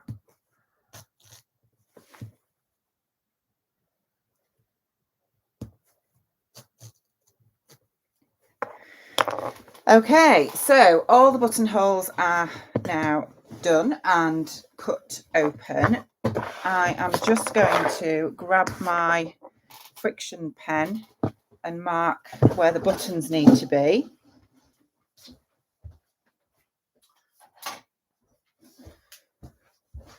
And I know that some people have a bit of a thing about friction pens. They won't use them because they say that they can leave a mark. But I've never had an issue, if I'm honest. Hello. Hello. Are you back? Well, amazingly, I've been to the tumble dryer and that fabric fairy's made another delivery. I've just found loads of fabric in the tumble dryer. Have you? It's amazing. Okay. Plus, she's left a load of fabric on the floor to be washed. Has she? She's just clearly slacking. She's just terrible. How are you for alcohol? I'm fine, thank you. Do you want to top up? You're a bit lightweight tonight. Yeah, but I've got to concentrate because I've just been doing buttonholes. It's not that they're complex, it's just that they can go very badly wrong if you aren't careful. Look, like the fabric fairy, the majestic bottle's appearing behind you, look. Is it? Okay. Oh, no. No, that's the wrong one. That's water. You don't want that. No. Food of the devil. I'm nearly there now. We're nearly done. Well, sorry, you take your time. I'm watching a classic film. Are you? I'm watching Ice Cold in Alex, which will totally be uninteresting to you, but I like it. Never heard of it. Never heard of it? No. That's just terrible. You have to watch it one day. Okay. So I'm down to the hand sewing now because I generally don't like sewing buttons on my machine. I prefer to do it by hand because I don't think it's any quicker, because by the time you've faffed about getting the needle in the right place and the button in the right place and everything, I just think you can have sewn the buttons on by hand. So I tend to just do it by hand. I don't know what anybody else does, but I'm quite excited to see this finish now. So all these buttons look so good with this fabric. So while I do this, I can chat to you, which is really nice. Didn't quite do it for 9 though, did I? We're sort of 10 past now, aren't we? Nearly 9:15. Karen says, you are much braver than I am, Rachel. Well, at the end of the day, it's only fabric, isn't it? Alyssa says, yay. Sarah and Ruby says, everything but the buttonholes done. Going to leave those till tomorrow when I haven't had a glass of wine. I've been sewing for 3 hours. The econ woman says, this takes me 45 minutes. I have to mark and measure, line up and pray. Maybe drinking does help. Maybe it does. I don't know. Usually when I do buttonholes, there is always one that goes wrong, and it is always the one that's in the most obvious place. But the buttonhole gods have been on my side tonight. That's all I can say. Denise says, wow, you are fast. Mandy says, you make it look easy, Rachel. Trust me, it doesn't always go this easy. Alyssa says, I'm French seaming my second sleeve. Go, Alyssa. Then I need to decide on buttons. Eileen says, you do make it look easy. I'm really enjoying this. It's just what I needed after a long day. Oh, I'm so pleased, Eileen. Where are we? Alison says, dreamt film. Alison says, great. Great film.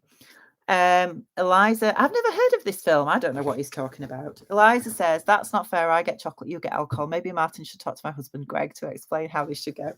Well, to be fair, chocolate would be just as nice. Right, I'm on to the next button. These buttons, I'm so pleased I chose these buttons. They go so well.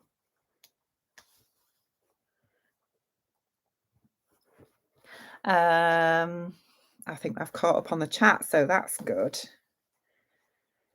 So probably about 3 hours, 20 minutes, all in all, from obviously having everything prepped and cut out to sewn up. And, you know, I've had little chats to you in between all this, haven't I? So I would say probably about 3 hours from start to finish.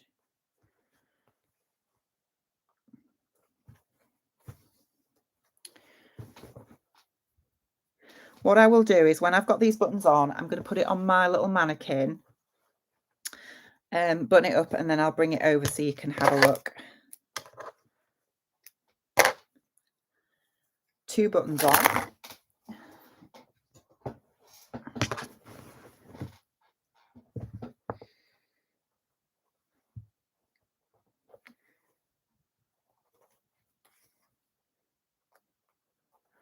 Anessa says, still no fabric. Oh no, but this was a great distraction. Oh, Anessa. That's a real shame. I hate it when you're expecting a delivery and it doesn't come, especially when it's fabric.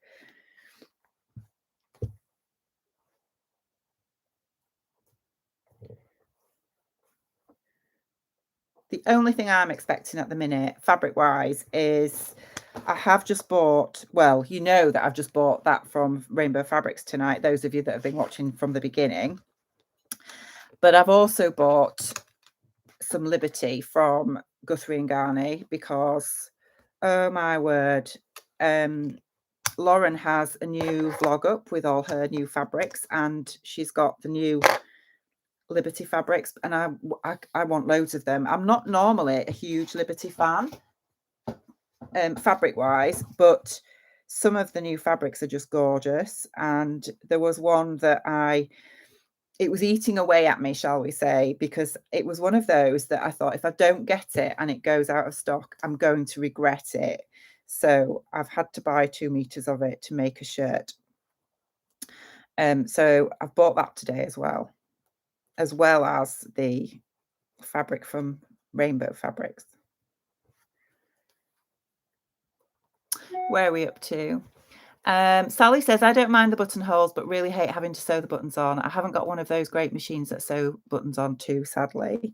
You see, my machine does sew buttons on, but you just have to play around with the zigzag width and everything. And I broke so many buttons and needles, you know, trying to get it right, that I think it's just as easy just to sew them on by hand.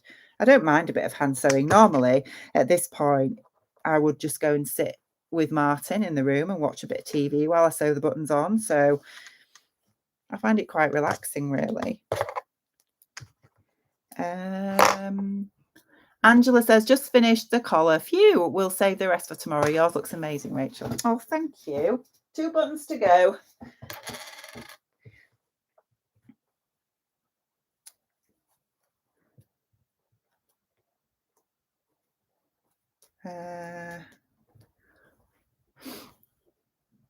Anessa says, it said out for delivery. Oh, I've missed somebody, sorry. Sarah and Ruby says, really enjoyed this so long. Thanks, Rachel. It's been such fun, and I really didn't expect to keep up. I'm really pleased that you've enjoyed it. Anessa says, it said out for delivery all day yesterday, and I waited and waited, and at 8:30 p.m. it said to delayed, now all day today too. Oh no. Anne says, I've been waiting for a fabric order for a while. It's because of snow delaying deliveries, it's hard. Oh yeah, I can imagine. Karen says, well done. Thanks for this so long, Rachel. And now good night to all. Good night, Karen. Thank you for joining us. Judy says, you can sew buttons on a basic machine. It just takes a touch of practice. My old 1979 Elna is ace at button sewing on. Jane says, I've still got sleeves to do. I feel so slow. Jane, honestly, don't feel slow at all. It's much better to take your time and come out with a garment that is well loved and that you'll wear than to rush it. So please don't worry, you're not slow.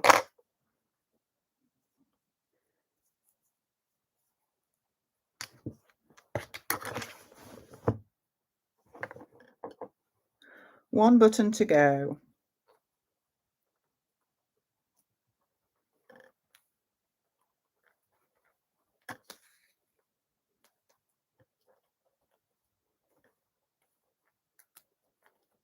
And I will go and just give it a quick press before I put it on my mannequin. I did give my mannequin a name. It was some kind of French name. It's something like Clementine or something. I think it was Clementine, actually. Does anybody else know? If anybody else that's got a mannequin, do you name it? Or Ophelia, something like that. I think that's equally glamorous, isn't it? Made it so standard buttonhole width is 4mm, if that helps. Wow, I did not know that. Yes, that really does help. Thank you so much. Wendy says, sorry, Sally says, oh, I didn't realise that, Judy. Made it so says between holes, that is. Yes, I gathered that's what you meant. Wendy says, you have finished. Yes, I've finished my toile and it fits perfectly. Jane says, mine's. Hayley says, don't feel slow, Jane. I'm just sewing my side seams. I still sew with the machine at the lowest speed or it gets away from me and I make mistakes. Exactly. And that's what matters, isn't it? Oh, I'm just putting my needle out of the way on my needle minder. Right, I'm just going to give this a quick press and then we'll get it on the mannequin and you can see it finished.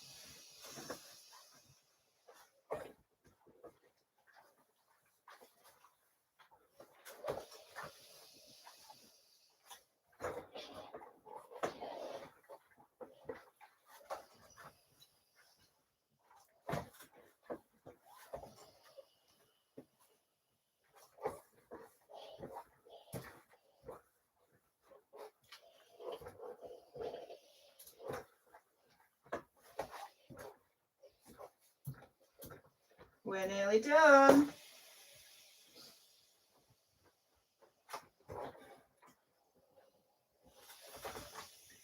Okay, so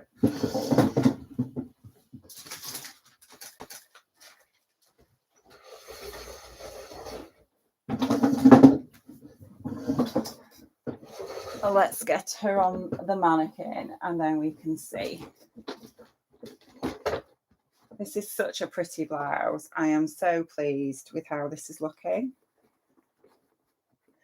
Where are we? Judy says she's named hers Madge, the mannequin. Janet says mine is called Clara. Oh, I like that. Ella says leaving my buttonholes until tomorrow, but I've enjoyed my first so long. Thank you for joining us, Ella. Claire says mine is called Doris, as my brother nicknamed me that when we were young, lol.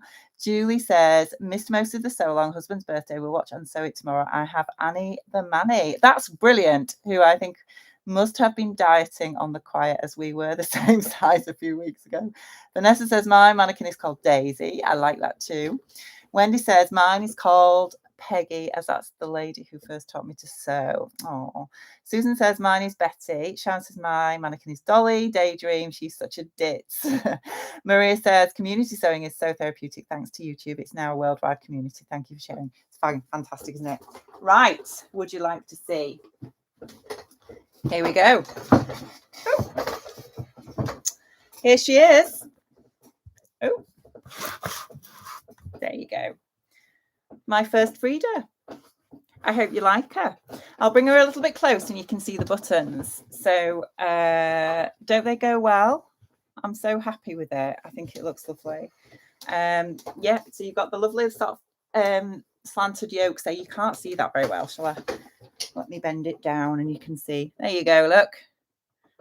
And if I turn around, it's got the nice yoke at the back as well. And these gorgeous little sleeves. Super happy with it. Cheers.